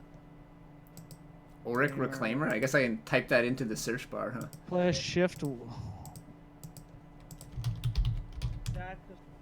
Oh yeah, play a relic weapon with attack and armor equal to the highest attack and highest armor among relic weapons. Oh, so you loot a Sword of the Sky King into your void, and then you reweave this thing into play, and you get an 8/8. Got it. All right, that's certainly something you can do. It's a combo. Oh, and it shifts, right? So the shift, that's the only way that it happens. Yeah, that's pretty disgusting. Those are some nice memes. I applaud chat for coming up with that so quickly. That's like an honor the ancestors of extra steps. Except for it's on turn 2 instead of turn 3. It's nice. Well, how are you looting on turn 1? I don't know. Chairman's contract. Sure, yeah. Just get lucky. Okay, you got the 2-hitter. Okay, favorite I card. did the other day get turn 2 Chairman's Contract, flipping Direwood Beastcaller Screamed, and it was like, okay, I guess you have 2 5/5s on turn 2 and I'm dead. That's the most disgusting thing I've ever done to somebody. I'd hit it off. I've done it with the Gorgon Fanatic a couple times too. It's not realistic. All right, so do we think Seraph Grand Strategist is good, or is this just another card that Bradykin is gonna inspire Bradykin to try to play Chalice again and get him He depressed already after it has. fails? Yeah, he I love already how that has was your put it first into thought because Chalice. that's what he said. It's just the most Bradykin card that's ever existed. Is it playable? No. No. 5. I mean, 5 health is like 1,000,000 on turn 2, and then it's a lot worse on turn 3. I mean, I've honestly like thought about this one a little bit because like there's part of me who's like talking myself into it. Is like, you know, it's a pretty good blocker. People are gonna have to probably spend a card in order to get through it. It's just like, when are you gonna be activating that ability? Honestly, like let's be real. Like, are you? turn. Yeah, turn 5 you want to place it easy. Now, Wanna- of course, let's say you pay 5 Twisted and get a 1. What are some 1 health units? One strength Full unit. thread. Granite and One. Well, you have to buff it first. You have to like Chalice it up to like a 4/9, so you're getting 5 strength units. You know? You're not just playing it as an Get a 05 Godon. and spending 5 to activate it. Like, Getting Godon with double damage sounds pretty cool. It feels like it's an incredible amount of work to get like some value out of it. I mean, sure, there's gonna be some games that's gonna look really, really good. It just feels like it's gonna be too low impact in 90-ish% of games that you could play it. all right, let's see. Svetch is Faithful. I'm not a believer in. Inner Might be a funny OTK card. Like if you, similar to like the Worm Pit, if you can mill a bunch of spells into your Void, which is easier than milling a bunch of units probably, because you just play a That bunch of was my cantrips. Then you play Inner Might. Yeah, You a just bunch like of cantrips. smack Or if somebody. you're playing a Glimpse, like the Give Everything Warp card, and then just chain together a bunch of like rituals, and churn through your deck that way, and then you throw this on like you play a Savagery plus Inner Might and just like OTK something. That was my It's just like, a initial cheaper thought. version of Staff of the Archmagister, which I mean never took Way off. better So I don't know if version. that's a huge. Yeah. God damn, cheap. Staff of the Archmagister. But like, I'd be remiss if I didn't mention it. It turned out to be broken. I gotta make sure that we hit all the important things. Yeah, I don't think we have to be worried about that. All right, Pristine Light. Here's one. So a lot of people are talking about this being better than Vanquish. I don't think that's true. And like talking about like playing this in Huru, like you play your own 4 strength units. Like you're not gonna play this in Huru, but I think that the card probably sees play somewhere and is probably pretty good. But you get them back though if you attack with them. If you do your like a harsh rule attack. It's nice. Yeah, It's that's. I mean, maybe in like Huru Control, like rebuy a Throne Warden, like that's sick. Yeah, full more armor. But like if you're playing the Huru Flyers Palace deck, like you don't want to You be don't killing really your kill own your Shelter own Wings. and then draw it back and pay 5 again. Yeah. I think that it's very easy to overestimate a card like this, and there's going to be like noobs on Reddit and Discord who are going to say like, "Holy shit, I hate it so much," and you know, That's exactly what they say. The glowing red eyes meme. They're drool all over their computer talking to you about Pristine Light. You like that's like not what the base case of the card is, so it's not that good. It's definitely gonna see constructive play. Like this seems, at the very least, like if you have a Justice market, you should have a copy of It this is a in your Very market. strong market card. Wait, has anyone made this meme yet? You know what I'm talking about? Where it shows like an ESPN basketball commentator, I think, and it like shows him and his face is just like, and then this one is like, and then it's him with like glowing red eyes, and it'd be like Vanquish, and then like Pristine Light to kill your enemy unit, like Pristine Light to kill all of your own units. Yeah. No. It's definitely that. Like, I mean, this is definitely going to be one though that, you know, some people are going to like wildly overvalue. They're going to play as a 4 of in a deck with a bunch of 4 attack units, and then like wonder why it's not winning the games for them. You know, I don't know. It's an interesting card. We're gonna have to see where it plays out. I think that there's a chance that you could see a significant amount of main deck play for this card, but just like at base case, like put this in your Justice markets because it is absurd as a market card. Some situations it's gonna like just against like a random Stones card deck, you're just gonna kill their Champion of Chaos and Vara and feel amazing. Yeah, it's a 2-for-1. Like it is a 2-for-1, and Yeah, sometimes you're gonna get a little extra value out of it. It's a good card. I'm not too sure it's worth a legendary tag. Vince McMahon, that's who it was. So it's wrestling, but it could also go on like a super low to the ground aggro deck, like Power Rangers or something. Like where you're not playing any units of your own that have 4 strength, and like your opponent plays a couple fatty blockers and like murder them. Oh yeah, absolutely. Can we go back real quick to Chemo's blueprints? Just talk about its applications in Charge Rod or any type of rod deck. I only say that, and I don't think it's good, but I only say that because it's the first weapon tutor that we've gotten. Yeah, it's better than Rise to the Challenge. Yeah, absolutely. So like I think that for the most part, rod decks are sticking to 2 colors right now. Like Charge is gonna be just Praxis, and Overwhelm is obviously just a Legion, but it is the first weapon tutor that we've gotten. So like, it's the first time we're able to consistently get Rod without playing it in the market. Yeah. Well, you could get it with the Rise of the Challenge, but Rise of the Challenge also. I mean, it's not better than Rise of the Challenge because of Runehammer, right? That was basically the one application of Rise of the Challenge. Sure. That, yeah, get those 6 ones. Right? This is better with Molten Fist, though. Of course. Yeah. I do think that you could be playing that card in some decks, though. It is a decent tutor. It's a 3-cost tutor. I mean, it is not a fast spell, so you're gonna have to do some work with it. But you put this in the racket decks that you go turn 3, get the Runehammer, turn 4, play racket turn 5, Runehammer, draw 2 cards, take no damage, fuck something up. What about Righteous Intent, the Justice Warp spell entry? So it's Grit without Warp. But then you get this, like, weird thing that, like, has basically double lifesteal, because whenever you gain life, you also gain that much armor, and then it has a strength equal to your armor, and, like, it's weird because it costs 5 and really wants you to play Throne Warden, which also costs 5, which means you're not playing the other ridiculous 5-cost cards, like, I don't know, Amelie or Sididi or whatever, but, I don't know, like, the card looks cool, and, like, I just don't see a home for it. I think if the racket deck is good, this is going to be in it. But okay. maybe that's just me trying like to meme too hard. I mean, it is a combo Cassava plus Racket plus Life Drinker to draw your whole deck, and then you like play means to an end or something. Right. Actually, don't you need to have a? I can't remember what formula Tadavath came up for that, but I think you do have to have a certain amount of armor above the life drinker before you play it in order to have that happen. And then since you have Deezer's Reckoning in play, that's a little difficult to. Wait, why do you need to have armor above the life drinker? I'm not too sure. I didn't work out the math. Yeah, he showed us the math. It's like when you go through 2 cycles of the combo, you lose all your. Can't continue or something. Oh. Yeah. Huh. You have to have quite a bit of armor above it, and since you have Deezer's Racket, obviously it's very hard to maintain armor when you have Deezer's Racket in play. I mean, Racket is just something that's another deck that's going to need a lot of work. I haven't devoted the work into that one yet in order to kind of see where that all lands, though. Between that, though, and we didn't talk about it, but the Silver Short Sword, it seems like a really good enabler for that. Like having a 2-cost draw 6 just seems dumb.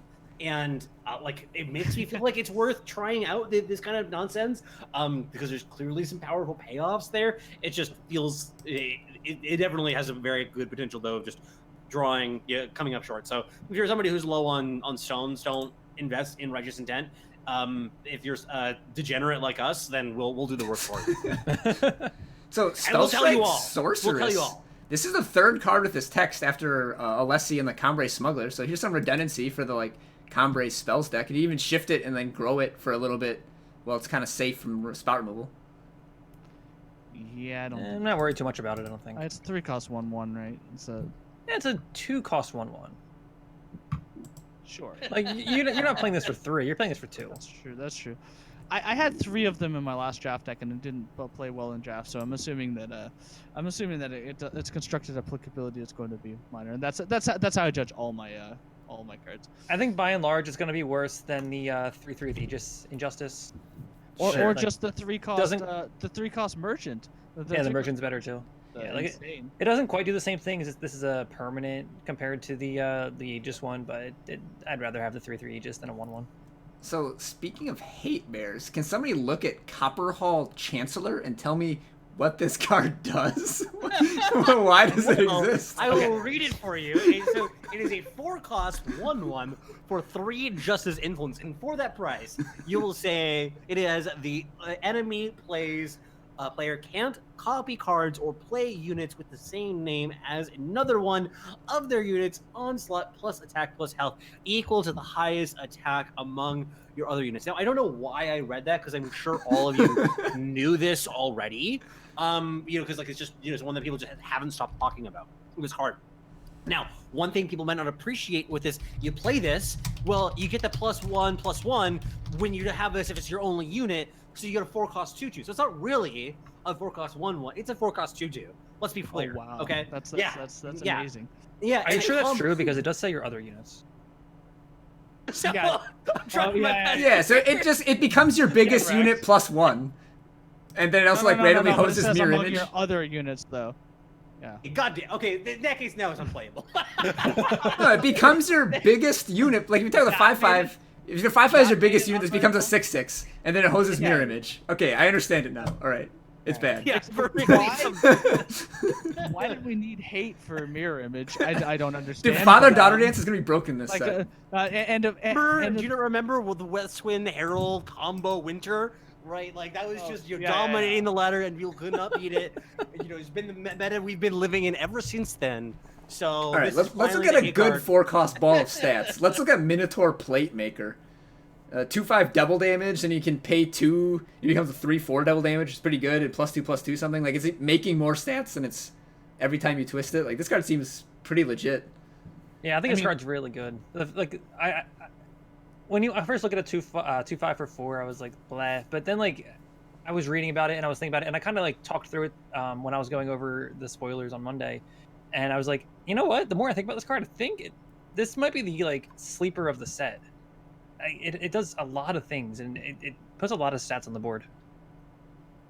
I think that it's like something like a Rakano mid-range deck. It has real potential. It blocks really well, given the fact that it doesn't have that 4 attack, so that it does not getting hit by something like Vanquish or whatever. It's worth trying. I don't think that it has the potential to just do absolutely nothing. If somebody told me, like a month in the future that this has done nothing, I wouldn't be like shocked.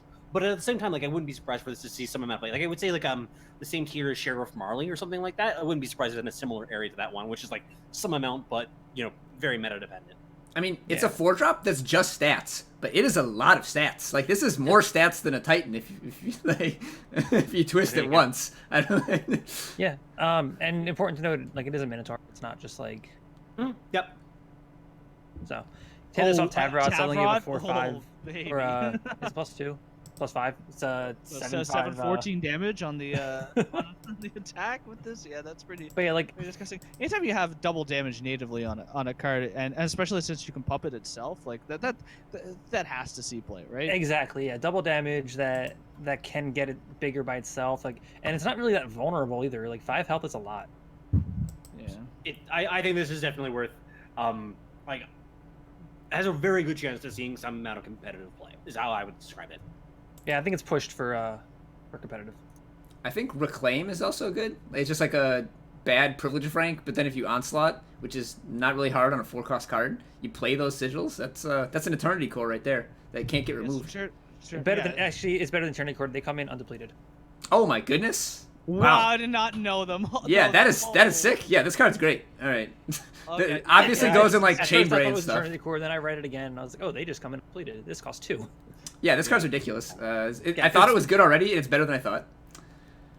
They were noticing that Justice wasn't the best at ramping, so they decided that it was to buff them in that capacity, because like they're falling short in one of the many aspects of the game. So that was an important aspect to it. Speaking of which, they were bad at drawing cards, and they got some help in that respect too. We can transition to talking about Sediti.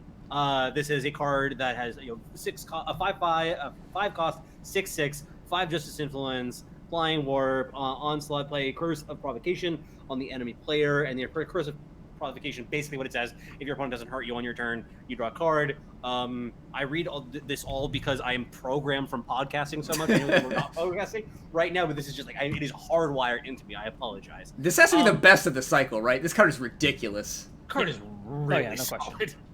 Okay, you can cut your expensive card from your Justice Huru got market now because it's just ranch is controlled by itself.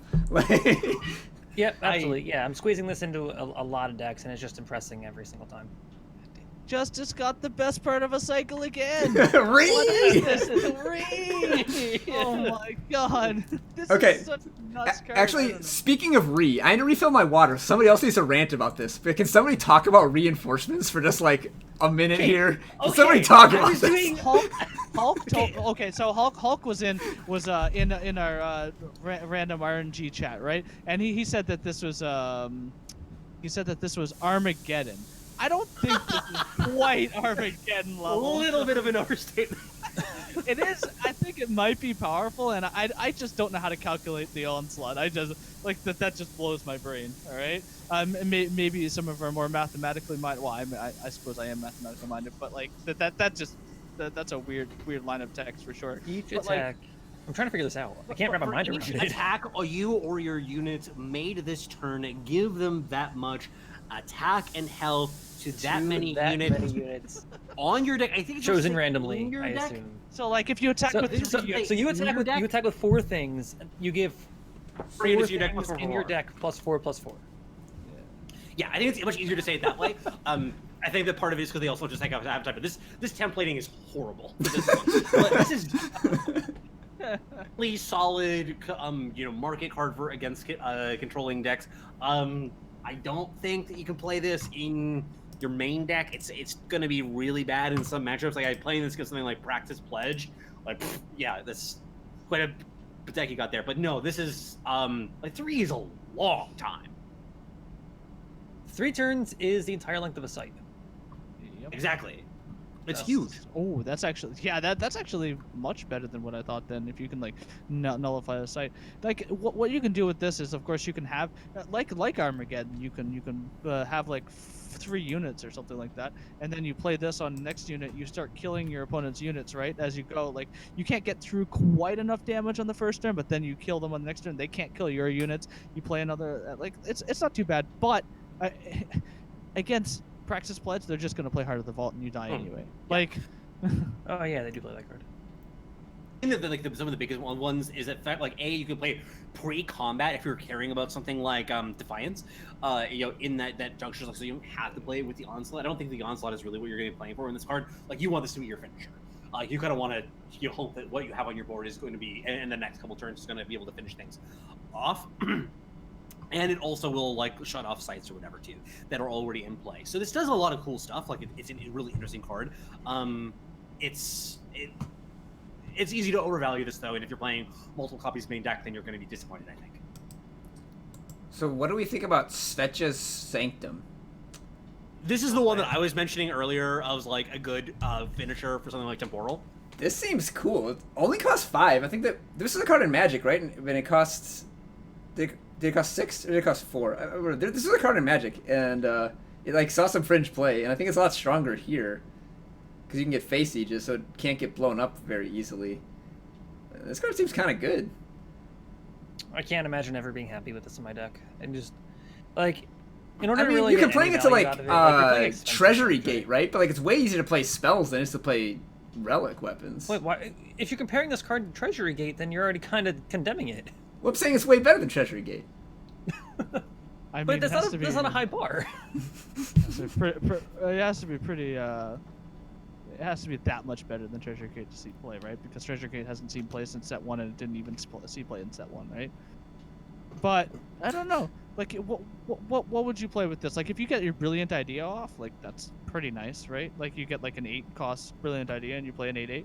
Yeah, you just play it on the card draw. Like, you put it in like the same deck that would play. Like, what's that Channels. garbage relic that got buffed from 4 to 3 and is still unplayable? When you play 5 spells, you get a dragon. That's not unplayable right now. Caldera and Cradle. Cradle's actually quite playable. This, if Cradle is playable, this is like a better Cradle. It's like you just play in your all cantrips deck, and now all your cantrips are also generating guys, and you're just like swarming them. See, the thing for me that like really puts it over the edge is the fact that you can just like pair this with something like a Seek Power, and you just have a Trump blocker. Yeah. like a really underrated element to a card like this.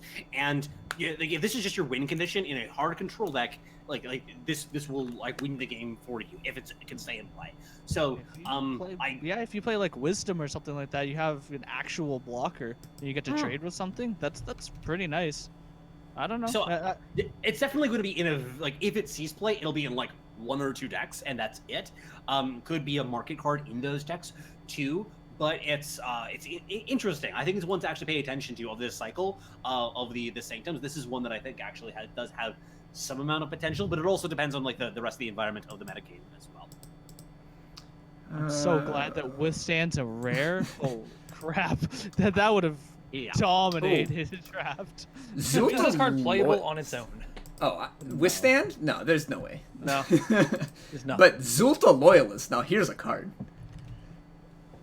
Woo lad. So this is like an oath book then it comes out on turn 6 as a 6/6 unblockable endurance 7/7 because it still has the oath book text. This card seems very real.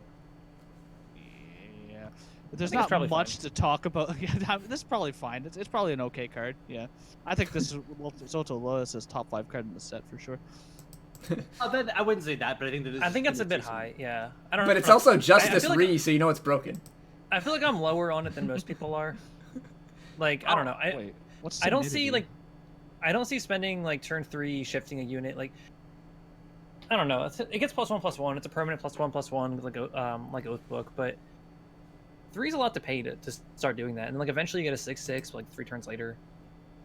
I think that this card is fine. Like it's okay. It will see some amount of play, and I think you will have to just see how those decks end up panning out. Where this is what you want in a mid-rangey or an aggressive Justice deck, but it's very fair at the end of the day. All right. I guess we can move to Primal. There's is good idea at the time the funniest meme of the set. I'm not sure what's going on with this art. It's the best name. I mean, best name is Diomancy Enthusiast, also on the same page. I mean, this is the second best name behind that card that I talked about before. Or Stigamefligabagon.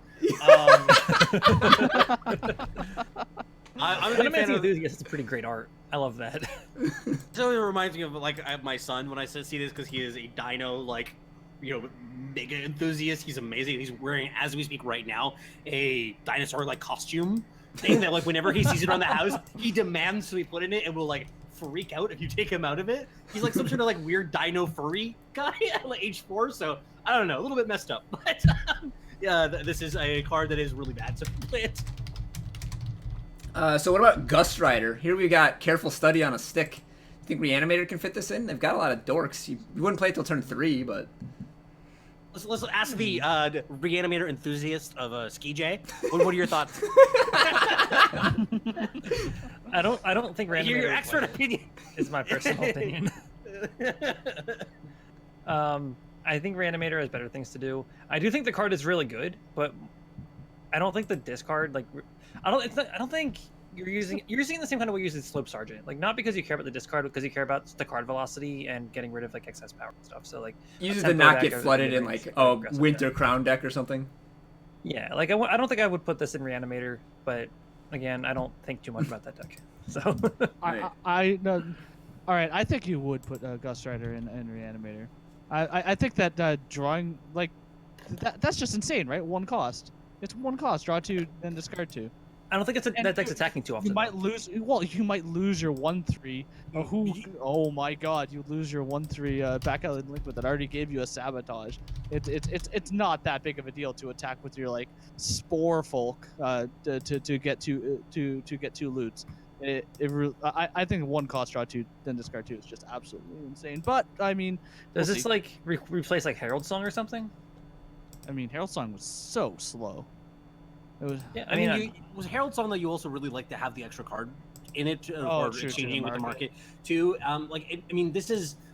It's a really tight deck at the end of the day. You don't have a lot of room to move things around. I think that if you're going to change anything, it would be Cartographer, and Cartographer is really good.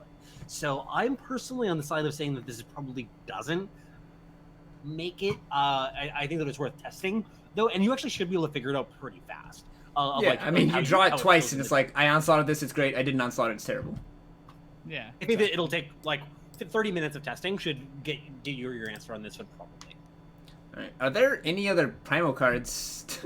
Okay, never mind. There's a couple. All right. Ice Bolt, I think, is quite good. Path to Icicle. I don't think it's like a 4-of slam it in every Primal deck, but like Spellcrag wants it, like, because you can't kill big units otherwise. Like, it goes in the market slot over like Polymorph and like FTP decks that were playing Primal Market Polymorph. Like, I don't know. I think it will see a solid amount of play, but not be broken. I think it's very strong. Absolutely. We did miss a card. Swift, 2 cards actually. Oh. Swift Refusal. Negate an enemy spell that isn't fast. That's absolutely insane. For 1, yeah. Yeah. And supposedly, through the grapevine, some people testing, fragility is actually not as bad as it looks. It looks really bad. I don't know. Fragility. Oh, this curse? I mean, you combo with like Downpour or something to kill a fatty? I don't know what people are comboing it. Maybe like legitimately just a snowball, right? But it's not actually as bad as it looks, and I don't know. I'm interested to see what people are actually doing with it. Some people have told me that card's good. Of not as bad as it looks is a really shitty standard. It's really bad. I think that if a counter spell is good from the set, it'd be Read the Runes. Oh, Negate spell costs 4 more and draw a card. That's kind of cool. And also, there's a person I asked somebody a good card and a bad card to craft on day 1, and I'm gonna build decks around it. Vargo's Pelt is that bad card, and I'm gonna craft it right now as a 4-0. The old unstable we're form going to deck. some Vargo's Pelt. That card's sweet. It's obviously a meme card though.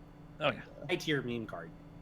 I was trying to do the math on Read the Runes, like how many hits does this really have that get played relatively often? It's like Obliterate, Flame Blast, Harsh Rule, like maybe Brilliant Idea, and then I was kind of drawing blanks. It hits every site.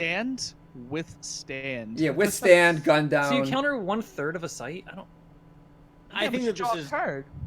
I think that this is something that you definitely can on main deck. I think that even in the market, like we're not even like putting counter spells into the market like that often that are the just the mono primal ones, for example, because you really want to have that multi-faction so that you can get it with multiple different types of merchants more easily. This is like honestly one that I think that it's going to be a hard sell for me. I'm not feeling it. All right, what about... It just seems a little too narrow. Royal Decree. This is like actually playable Reign of Frogs because it like only costs 2, and they don't get Destiny out of the deck, but the one in the hand gives them the Seek Power. So I can foresee a lot of greedy decks being bailed out of Power Screw by this as well. It's certainly going to be the most overplayed card of the set, like even more than the Ankle Biter Pirate Adept card. Like this is going to see way more play than it deserves. More often than Reign of Frogs, and it's going to be still just as wrong as playing Reign of Frogs. So you think this card shouldn't see any play? Yeah, it shouldn't. No. It shouldn't. I don't think so. At least you're giving them outs to stop you, right? I don't know. I think that there's going to be some decks. There'll be some decks that it's right to play 1 copy in the market. It's going to be rare. It's going to be overplayed like crazy. Like that. That'll take for sure. It's a very very marginal card. Like definitely if there's a good combo deck that comes out, like yeah, sure. But we're not there yet. This is worse than Reign of Frogs and Mindlink. That's true. that is absolutely true. You're drawing legitimate Seek powers instead of actual cards. How about the only sight of the set, Thudrock's Masterwork, the old Mount Yetymore? I think this card is good enough to see play in Yetis. People are saying it's terrible 1 health, but I think Yetis plays this for sure. Oh yeah, Yetis will play it. Yeah, it's very good in Yetis. It's another pump for them. It actually has a legitimate things that it does, right? And it gets a Thudrock. Thudrock's insane in Yetis, and your Snowman off of Thudrock get +1/+1. That's just beautiful. That's just beautiful. Obviously, it dies to a snowball. I mean, that sucks, but like. Yeah, you got to be careful in the mirror. Play your Masterwork Yeti second. Mirror, you got to be the second one to play it. Yeah, if the Yeti Mirror ever comes up in constructed. This is how you win the mirror. Play Thudrock's Masterwork after your opponent. How about the Yeti? This is a card that is if I had to like give it an honest like rating, I think this is a very big underdog to see play in competitive constructed, and uncompetitive constructed though it will see tons of play. Basuma will make sure of that, but like single-handedly. Here's a Yeti I'm excited about. Bam Sneaky Peeky. In addition to being the funniest card in the set to type, is Yeti Indiana Jones, and I mentioned this in Discord, and a couple people photoshopped pictures of Indiana Jones, but with Sneaky Peeky's head, Bam's head over his, swapping the idle treasure for a small Yeti, and I'm pretty excited about that. Yeah. I think you should never shift this unless you're playing against a combo deck. Yeah, that's probably fair. Because that's usually wrong. The attack lines, like making bodies that potentially draw cards, I think that's pretty relevant. A lot more relevant than maybe paying the same amount of mana or power to turn one of their cards into a blank. I think that also just the reason that I'm actually thinking that this card is interesting is that you can like play this out. It's probably not going to die, and then if it doesn't, you could deploy a Wump, attack, get a Yeti, draw a card, and you're attacking with a Force-X, because the and you deal damage too. So in that respect, it's actually kind of cool of a card. It's I think that you have to be playing in the Yeti's deck though in order to maximize this. Yeah, it certainly doesn't see play outside of a Yeti's deck, but like if your Yeti is like going a little bigger and playing Slope Sergeant and stuff, I think this is an appealing option. I think the thing like maybe there's not room for it with like Thudrock and stuff, but I think what's keeping it out of like mid-range decks, I think it is like kind of priced to be in like a reasonable mid-range deck, is there's kind of better 4-drops across the board than this to play. I think it does meet the standard, like as a baseline. It just like kind of gets out a little outclassed by some other options, like another Primal one that we're going to get to probably in a little bit. Are you talking about Lethrai Soothsayer? Yeah. So do you think this card's great? Are you a believer? You get 7 premonition bolts. It is great. Yeah. Okay. Yeah. I haven't played with any of the cards. So you've played with it. You just get a 12-15% chance to have a free bolt every draw. Yeah. I played it in a deck with Mirror Image. I ended up with 20 premonition bolts. It was pretty insane. But like 2/4 flyer is I'm actually relatively happy.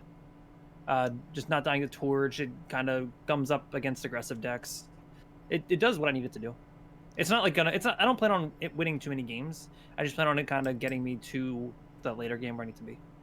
So in a Tamari's Geomancer deck with a bunch of mirror images, can't you like cycle through your deck really, really well and find those 7 premonition bolts? Or probably at that point like 14 to 21 of them, right? And basically kill your opponent by cycling through your entire deck instead of like another win con. Sure, you do need to attack though to get the premonition bolts. It's onslaught. That's true. You need to attack. I mean, you do have like a couple of Grenadin buddies, like your 1-cost 2/1, and also the one that you sacrifice. Like, I mean, if you're attacking with that card, like I mean, they have to be worried about the tribute from end of the barrel, and then you just like, then you slam Lethrai Soothsayer and you just laugh all the way to the bank. And also combos with Zende. I haven't tried that yet, but. Ooh. Oh, that's the one that I'm most interested about for this one. It's I think elf. that's what really puts this over the edge. There's another elf too. It's in Shadow too that I think is really good as well with all of this. So I think that this is there's honestly some reasons now for me to say like, yeah, I'm actually interested in trying an elf deck. It'll be a lot of stone to put together because they're both legendaries I'm talking about, and then Zende is a legendary too that I don't have yet. But this is actually I think like interesting. Like it goes with a Haunted Scream as well, and I mean like you have to attack first and then you would Haunting Scream it. There's like an attack for you, but you do get the premonition bolts in your deck if you just want to like stack it up, and that's what the game is about at that point. Yeah, I was impressed. Here's the primal card that impresses me: Rost, the Walking Glacier. I think this guy is gonna beast a lot of people down over the next few months. I don't think he's very good. Wait, really? By the time he comes back, it's shifted 3 turns later and everything. It's like turn 10, yeah. It's just 7/7 Macto with Overwhelm. It is kind of like a 7/7, but what is a large Overwhelm person without that's the only form of evasion ever been that good? Like you have like Thundering Carousel, which is what a 6-cost 8/8. Imagine if Carousel, instead of drawing you a random card when your opponent killed it, drew a free copy of itself 3 turns later. It's just a giant Macto. You put in Felm Control, and then suddenly your deck is, 4 fewer shitty cards. It's not really faster than Macdo. Macdo always had that equity of you getting it on turn 1, and then your opponent just basically tilting out of the game, and you're losing, and them losing the game because of that, right? That was your A+ case for Macdo. Yeah, you played for the 10% chance to win instantly from scooping, from mental damage. Exactly. Yeah. I don't know. I'm gonna make that's gonna be my prediction. And when in like 2 weeks when Ross is dominating the ladder, and you guys can all laugh at me, but I don't think Ross is very good. I don't think it's ever going to dominate ladder, but I do think it's very powerful, and it's a reason to play like heavy primal decks, and any heavy primal deck will be pretty happy to have it. I think that I would describe this as overrated right now, because people are thinking this card is unbeatable. It's definitely beatable. It's easily beatable. Yeah. Yeah. It will see play though. Yeah, it's not going to dominate anything. Let's see. You think Tamarisk might replace Downpour, or no? Just because it doesn't work with Howling Peak Smuggler. Because it doesn't work with Howling Peak Smuggler. Yeah, like, that's a huge downside. Yeah, it doesn't do a lot of the same things. All right, let's see. Moving on to Shadow, we have Remembrance. So this is another one of those cards that can make that turn 3 Sword of the Sky King. So it's kind of like a reanimation spell where you're reanimating the effect of your cost 3 or less thing rather than attacking with it. It's like the anti-screen. So your merchants, your Quake Titans, what else? That's a nice one. Yeah. The 3 cost 5/1. That's a nice one. But I mean, I don't think it's a. Yeah, then it just deals 5 damage. But I feel like that particular card isn't good enough for constructed that Remembrance is going to push it over the top. But yeah, it's a combo card. You're not going to play it in any like value decks. No, I think that my theory, I think to me the things you're getting back with the most are merchants. Yeah. Yeah, it's like worse than Dark Return at that, right? Yeah, but Howling Peak Smuggler, you get it back, and they can't kill it, and you still get the yeah, you get a spell damage aura for 3 turns. Spell damage. Yeah, and I think it is better than Dark Return because you're only paying 1 instead of 4. Yeah. Right. Spiteful Strike, better or worse than Rapid Shot? I'm thinking it's better. Better for now, especially in the context of Kira, right? Yeah, 4/3 lifesteal quick draw forever. Worse in Stone Scar, but better in Argent 4. I mean, I don't think Rapid Shot's seeing enough play right now to really to know the difference between the two. I think that Spiteful Strike is better though.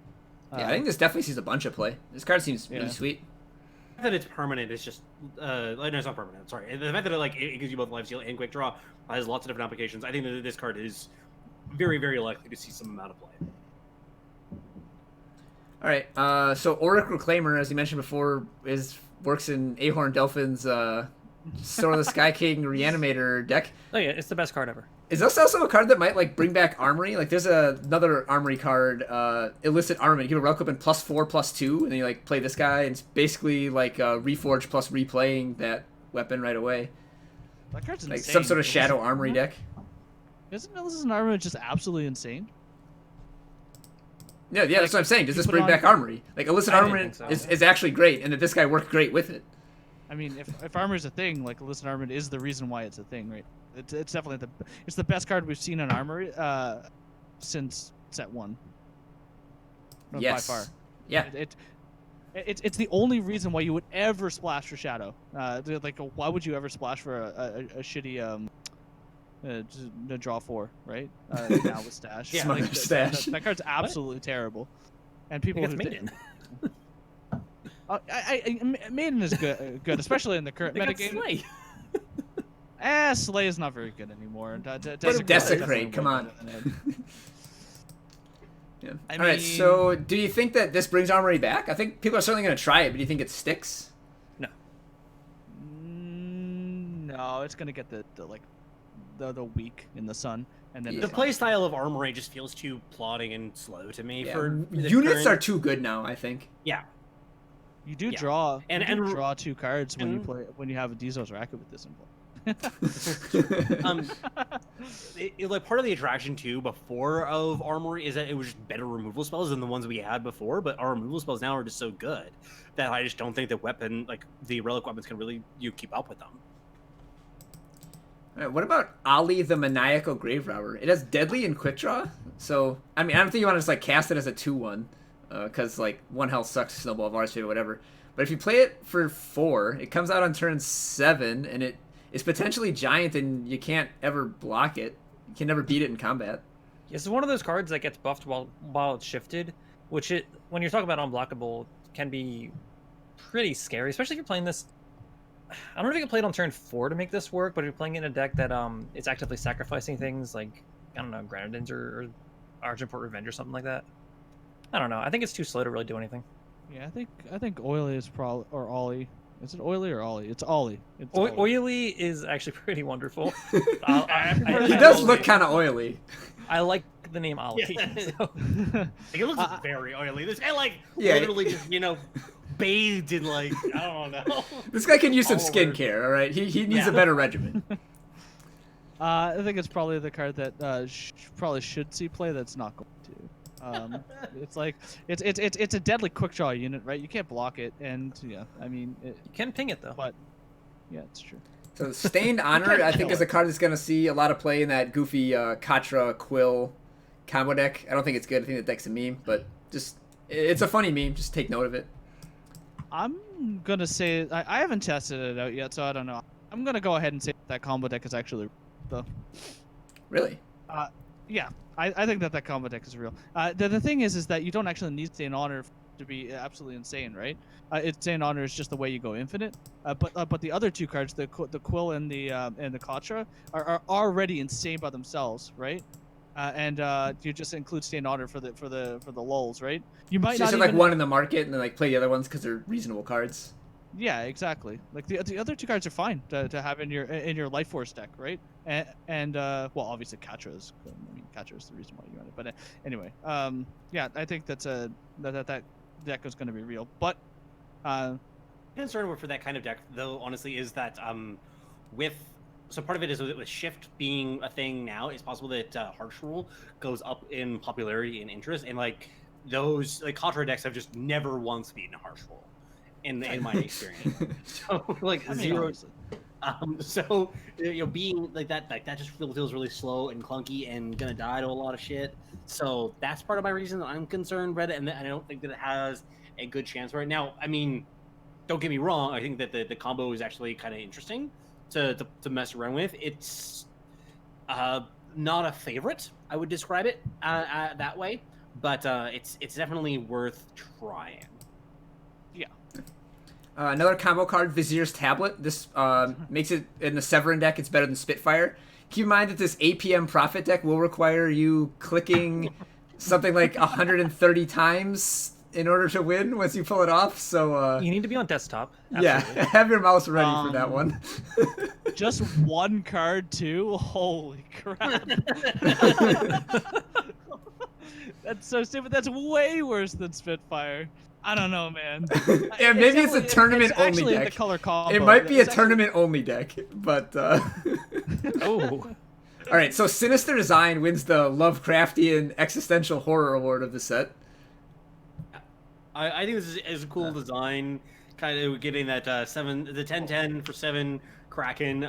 This card, it looks really bad. I kind of want it to be good, it makes just look cool, shit for it. And I am higher on these fast, or the spells that generate another thing, much higher than the average person. This one looks just god awful. Is there any world where Reanimator would play this? No.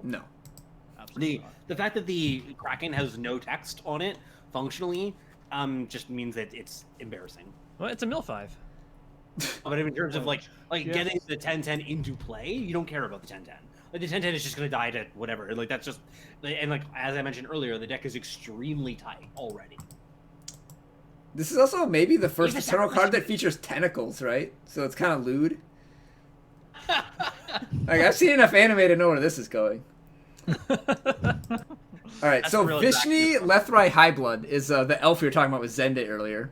There's just a 3/3 flyer for 3, which is respectable. That like randomly hates on the void. Like I hate that this card exists because I like Reanimator. And then if you draw it late, it's just like a full board refill.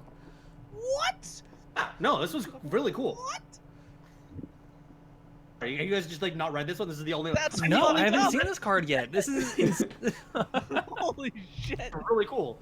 And then shift the 6, then you get the 3. I'll talk about this card because I'm the only one who did the fucking homework, okay? I'll talk about this card. 3 flyer. So we got our Valkyrie Enforcer stats, and then it has Infiltrate, Steal the Enemy Void, which would be really cool if you are, like, for instance, you're in the mirror. Imagine this would be really neat there. But it has just random hate effects for that. It wouldn't go into your hand, of course. It goes just into your void, I expect. Yeah, and then if you draw it late, it's just an army in a can. Like you play this, you play Tavia, you bash him for 1 billion. Yeah, no, I think that this card is really solid in the elf stack, and is kind of like feels to me like the final ingredient that will put it over the edge of like really worth trying, and goes with the Zende and everything like that. Remembrance plus this, that actually triggers it. Yeah, You you get a bunch of 2/1s. 2/1 Dark Elves for 1 mana. What the hell? This card is absolutely insane. I'm into elves right now for sure. Yeah. Yeah, And who is Livia it? too. Did we miss Livia? We skipped her, yeah. We did? Strong card. Where's Livia? What color She's is right it? Oh, before right she here. has her Yeah, life. sure. Yeah. Years of Endurance, can't block, 3/2 lifesteal, onslaught, play -1 bonus mana. Yeah, sure, that's fine. It's an elf. You'd probably play it. Yeah, I mean it's an elf, but it also in Stone Scar it might be a good market card against things like Moonstone Vanguard and Titan. Yeah. Right? It's pretty sick. Yeah, they can't play ankle cutter, so they need to play this instead. Disfigures all the Grenadins. Well, it's a lot better than that because it actually has a text other than being a 3/1. Really good against Palace as well. This card, I think it has a lot of interesting Right, yeah, applications. So do you think that Dizo's Racket is real? We've talked about it a lot and referenced it with basically every card that has the armor symbol, and will continue to for the foreseeable future. But I don't think the card is actually good. Want this to be I good. tried it. Deezer's Racket was the yeah. first deck I built, and it was horrible. I'm sure I built it terribly. Like, I'm sure there's definitely way better ways to build it than I did. But I don't actually think it does that much. It's hard to make work. You gotta play a lot of bad cards to draw more bad cards. Yeah, you want to play a bad card that makes other bad cards good. Look at Heartstopper. Oh my god, I'm gonna play this card so much. I love Pilfer effects. This card is so fun. I just want to play this guy and sabotage and steal all your stuff. I played against someone that was doing that earlier today. Except he didn't get Heartstopper out till like the last turn of the game, but he was discarding everything the entire game. Also, I knew Nightmares where it just was have going. consistently the coolest aesthetics in Eternal. Mhm. It's badass. This is just like a disembodied mouth with one horn and a bunch of arms, and I'm into it. It's awesome. Looks like a Dementor, basically, right? Yeah, I think Mazag is still my favorite one with like all the eyes on his hands and stuff, and the extra arm. But this one is pretty cool too. I do think that Dizo's Racket's actually good, but I'll reserve judgment until after I've tried it. Right? I think that it plus the Throne Warden drawing 4 cards is just, I mean, that's pretty sick, right? Do you think that the purple Hailstorm season you play? Market seems like an okay market card in certain types of decks. I mean, it's not going to see very much play one way or another, but in certain metagames, I think that it could be okay. According to an unnamed SPG member, Malediction is the end of the world. Paradox was so mad that Malediction got printed. We had to calm him down. Like, Maybe if it was permanent, it'd be good. Oh, I did. I forgot to use I forgot when I filtered off. I didn't filter back to premium. That's my bad. I mean, I think that Malediction is a okay card, but I don't think that it's not Hailstorm number 2. It's funny. You slap it in the market of like Stone Scar midrange or something. All right, Nullblade is another card that I hate that it exists, but I don't think it's that good. Like a 5/3, it's just the second coming of Jawbone Greatsword. Like not that many decks use the void that this is going to be widespread. I think -5/-5 isn't enough against Reanimator to shut it down, and that's kind of all you care about. Yeah, is this better than Steward of the Past as a market card? Maybe, but I think that's all it is. I think that it's slightly better than Steward of the Past. Steward of the Past doesn't see a lot of play as a market card even, and so it's like fine and that kind of application. Triple Shadow hurts too, so this is not a great card. It is Also, you'll see some amount of market play and it'll be fine, but people will overplay this one. I think this is gonna happen to me. Someone's gonna no blade me and like emote at me, and I'm gonna just reanimate a 1/1 Vara into a 2/2 Azendel and kill them with the Halichi stealing their cards anyways. Oh yeah. Exactly. We already talked about Razor Quill. Umbran Voidbringer is interesting as the first Gravedigger in Eternal, I think, right? Are there any other units that bring back units? If you have 2 of these, you can go on forever. Card looks so stupid in draft. I do not understand how you I missed this the first time through. I actually didn't read the second part of the text, or I like ignored it, and then I saw a second one of these. I was like, what the hell? I should have taken the first one. I would have had the most busted deck in the entire world. Yeah, that card's absolutely insane in draft. It's actually way better than Gravedigger too, isn't it? I don't know. Yeah, Flying and Berserk. Those are relevant skills. Yeah. All right, what about Tazbu, the Forbidden One? Obliterate. Exodia. Oh. It's a Yu-Gi-Oh reference. Don't worry about it. Yeah. I don't think this card is getting that much better because of its effects. Like, so 6/6 Deadly Warp is great, and then like if you play it into a Harsh Rule, you like draw a card for each of your other units. Like that's kind of cool. But, like, do you really want to be playing this like Devours and stuff? I don't know. I think it's just gonna mostly see play for the stats. The ability is kind of just gravy. I think that in a normal deck, unless you have synergies, it's kind of bad, isn't it? Like I mean, it's okay. It's okay. It does have a bundle of stats, but like, oh, you're gonna play this and they're gonna kill Tazbu and you're gonna be really sad, right? Because it doesn't draw you a card. Yep. Yeah. It's just gonna die to spot removal every time. Yeah.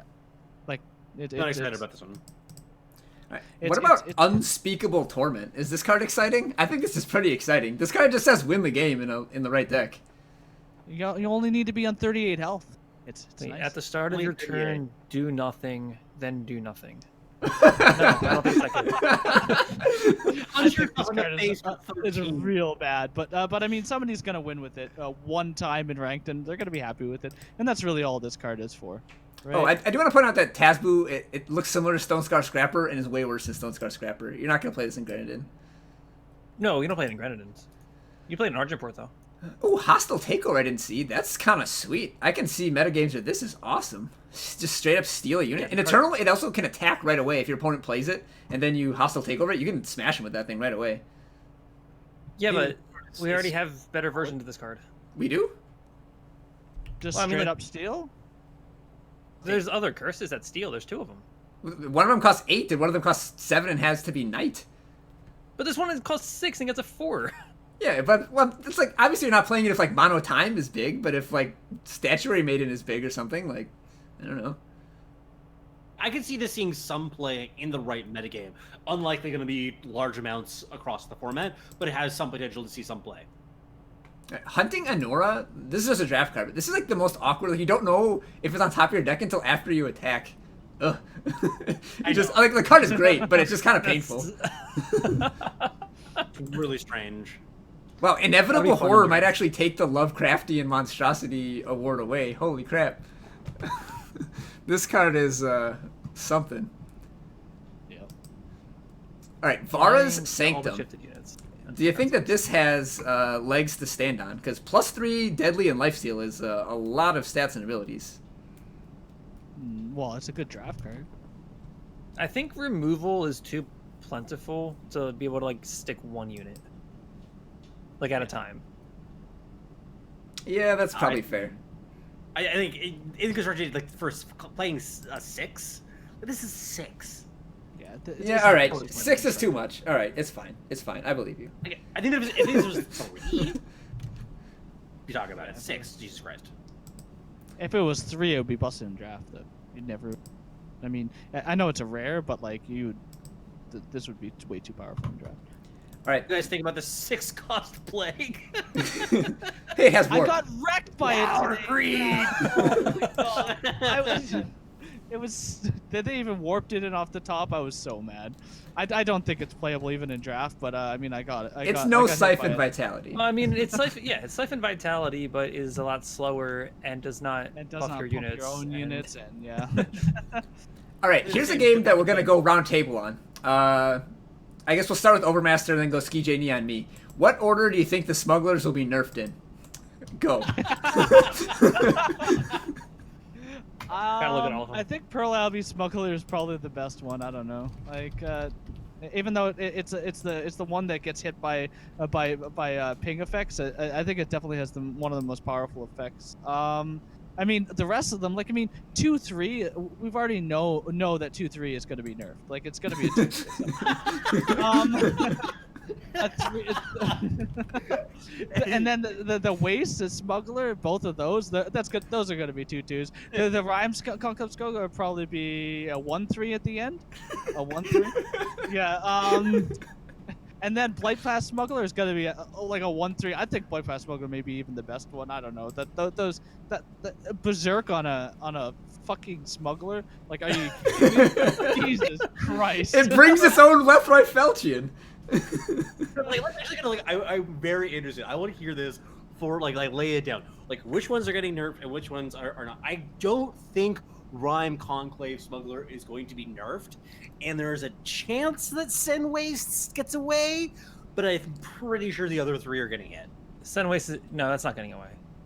You know, yeah, SkeeJay's turn. It's SkeeJay's turn now. What's your? All right, so order. I think Sen Waste is actually gonna be first. Whoa. Okay. So may I interject? Shift is useless on this, right? So this is gonna be fine because it's just worse than Ixtun Merchant. You're gonna go grab plate out of the market. You're gonna go grab plate on the market and turn 6. You're gonna smash with an 8-8 unblock or the 8-7 unblockable. It's an FJS smuggler. Like, of course it's gonna be. Okay. All right. And then probably Praxis, Combray, Feln, Uru. I think that East Annex Smuggler and Pearl Alibi Smuggler get nerfed at the same time, which is immediately. Basically, like the next balance patch, they're both hit. Shortly after that, we get another balance patch in which East Annex Smuggler and Pearl Abbey Smuggler are both nerfed again, in addition to Blight Pass Smuggler. And only then do we finally get both Ryan Valley Conclave Smuggler and Sen Waste Smuggler nerfed each as well, while also Winchester Merchant getting nerfed, you know, on top of that. So I think East Annex and Rhymeclave get hit first, not because of the strongest, but because they go into the most obvious decks, and that Blight Blast is actually the strongest one, and it doesn't get hit until after people discover the Feln nonsense deck after they stop playing the I agree Huru that and Praxis ones. This is the strongest one, yeah. What would you nerf Pearl Albie Smuggler to, though? A 0-1, I guess? I don't know. You make it a 1-2, I don't know. 1-1? A 1-2? Then it can't get hit by ping effects. It's too busted. The nerf would be a 1-1. 0-1. It'll still play. Yes, we're marching on it, guys. It's 0-1. It will see play. They should all be 0-1s. God, Yeah. These things are all so busted. Alright, there's only 3 cards left in the set. Seal of Devotion. I think it's good. I don't think it's worth sacrificing the second faction. As we were talking about earlier, even when you're playing 5 influence cards with this many duels, you can afford to have a second faction. And you'll do that instead of playing Seal. I think Seal Division actually makes it harder to play the 5-drops because it doesn't generate the influence you need, whereas you can still play like Huru Insignia and Seed of Order and Huru Banner and still be able to play your Siditi on 5. Yeah, so I don't think that card's good enough. I think Seek Answers is obviously chaff and terrible. But Even-Handed Golem. I can't wait to build a deck with Haunting Scream, Safe Return, Twinning Ritual, and just play this card over and over again. I'm going to call it 4-Faction Even Golem. And it makes about as much sense as the inspiration for that name. It's going to be hilarious. I'm going to draw so many cards that are just going to make more and more 2/2s. I think that Even-Handed Golem is the worst design card in the. Would you care to elaborate? It's even worse than the Hearthstone version of the card. Well, what happened was they saw Hearthstone do a thing, and they were like, we can do that, kind of. And they threw this onto a card just to fuck with it. I want to hear Overmaster. Why is this card so terrible? Tell us a story. I just think that limiting the cards in your actual deck before even the deck building screen is just I don't know. It's just But don't you do that every time you build a deck? Like you click on fewer than 5 factions. They on colors, but there's certain balances and checks or whatever to that. Whereas this is, I don't know. What they're trying to do is trying to like entice you to not play smugglers in every deck. Like that's what the design of this card was. It was, you know, here's how you can build a deck that doesn't have smugglers in it. You get to draw 2 extra cards. But it'll never see play. No, of course not. So mission not accomplished? I don't know. No, mission failed. I mean, it's probably better the card doesn't see play, right? Like if this card is good, it's miserable because like the games you draw are gonna be so much better than the ones you don't draw it. I was kind of disappointed that the insignias were spoiled, because Seal of a Devotion could have been played like as like a one of in your dual faction decks, and like occasionally once in a lifetime you'll get it off the top and it'll be like one of the best cards in your deck. But no, now our fixing is just like the legacy levels of fixing, and that'll just never happen. 2 faction decks will never have problems again. Yeah. Well, these 5 2-faction decks. These 5, yeah. The other ones, fuck them. Yeah. Why didn't Skycrag get? Man, that's so stupid. Because they got a smuggler. They're good. It's like, you know, Skycrag, you can't help that. You need to give factions like Praxis the assistance. They're really struggling right now.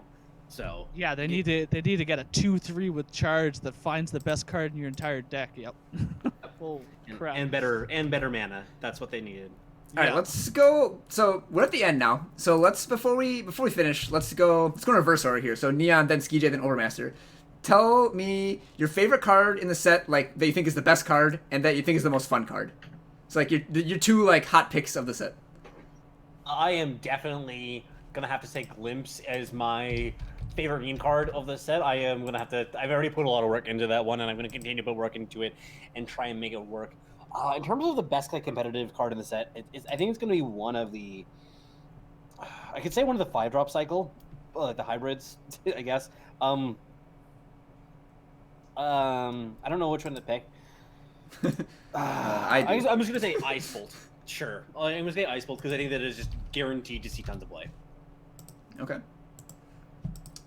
SkeeJay? I think my answer, I'm going back through the set like real quick, trying to see if anything jumps out. I think the answer is the same, and it's Sediti. I think it's the strongest card in the set. I think it's the one I've definitely enjoyed which playing. Card? How do you spell this? Sediti. Okay. Oh yeah. Okay. Yeah, this guy. I think that's the strongest card. I think it's the card I've liked the most. I think Eclipse Dragon might be like maybe my most fun card, but I'm gonna go with Sediti. Okay, so the card that I think, that I think is going to be the best card in the set, and maybe Phase Out. That card's pretty insane. That's a pretty hot take over Sediti. We like hot takes. Most powerful is the most powerful card in the set, like on like average power level. But Phase Out, I think it's gonna define the metagame for a little while, and people are gonna it's not just gonna be about the temple advantage it gains, but some like protection abilities and stuff like that. And the one I want to brew around with the most is Dizar's Racket. The thing about these takes is if you're wrong, no one will remember, and if you're right, you can say I told you so. That's the point, man. Yeah, sure. That's what RNG said about Zon, and we all know how that went. So I was gonna say that the reason that it's the one exception is because he put his neck out so far on it and was so obviously wrong that like since then he's just never given the card prediction again. So great. So I was gonna say that Sediti is the strongest card. I mean, it probably is, but I don't want to pick the same pick, if that makes sense. So I'm trying to find a new one quick that isn't quite so obvious. And... For Bren. Say Bren, just throw it out there. If you're right, you'll be legendary.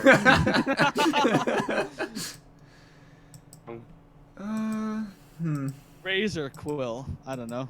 Remembrance is a pretty good one. That's a good build around, yeah. Wait, which one? Remembrance is the one cost bring back. Oh, yeah, that little guy. I want to make this easier on myself and just filter to the rares and legends, so I like only have to look at the good cards. It's sad but true. All right. I don't know. Everybody in this chat thought that Zalta was only average. I thought Zalta was pretty fucking good. I think Zelta is one of the most powerful cards in this. All right, I'm gonna say my fun card is Left Right Soothsayer. This card just seems hilarious, and it's like the excitement every draw step after you've onslaught that. Like, oh baby. I can confirm it is very exciting every time And you draw a card. then for strongest, yeah, it's a toss up from between Zolta and Rost. I really do think Rost is great, and that card is gonna see a lot of play. Like that's like a removal pile card that embarrasses Macto, and people play Macto. I think that card is quite good. So yeah, I'm gonna. Whatever, I'll be controversial. I'm gonna say Rost. Like saying the Loyalist is just so easy. That card is just like so obviously great. But all right, so I'm gonna say yeah, Rost. That's my guy. All right. I wonder if there's any cards we missed. There was that. I think there's a handful, but there's a 3-cost, the 3-cost 06 that twists. Lorai the Appraiser. that's not a card. Can you think of some like 5-4-3 tick down sequence that wins you the game? Because if not, I don't think the card's good enough. I haven't thought that far ahead, but hey, it's one of the sweeter cards in the set for sure. You can play it's like a reverse faction. pod. I'm sorry, like a reverse pod with relics. You can get Stronghold's Visage and then Mask of Torment. 5-4. Stronghold Visage, and then you can get Stronghold Visage, and then then the Tizo's Racket. Oh baby. 9 cost, build your own Staff of Stories. Or 15 if you're using Lorai. 18.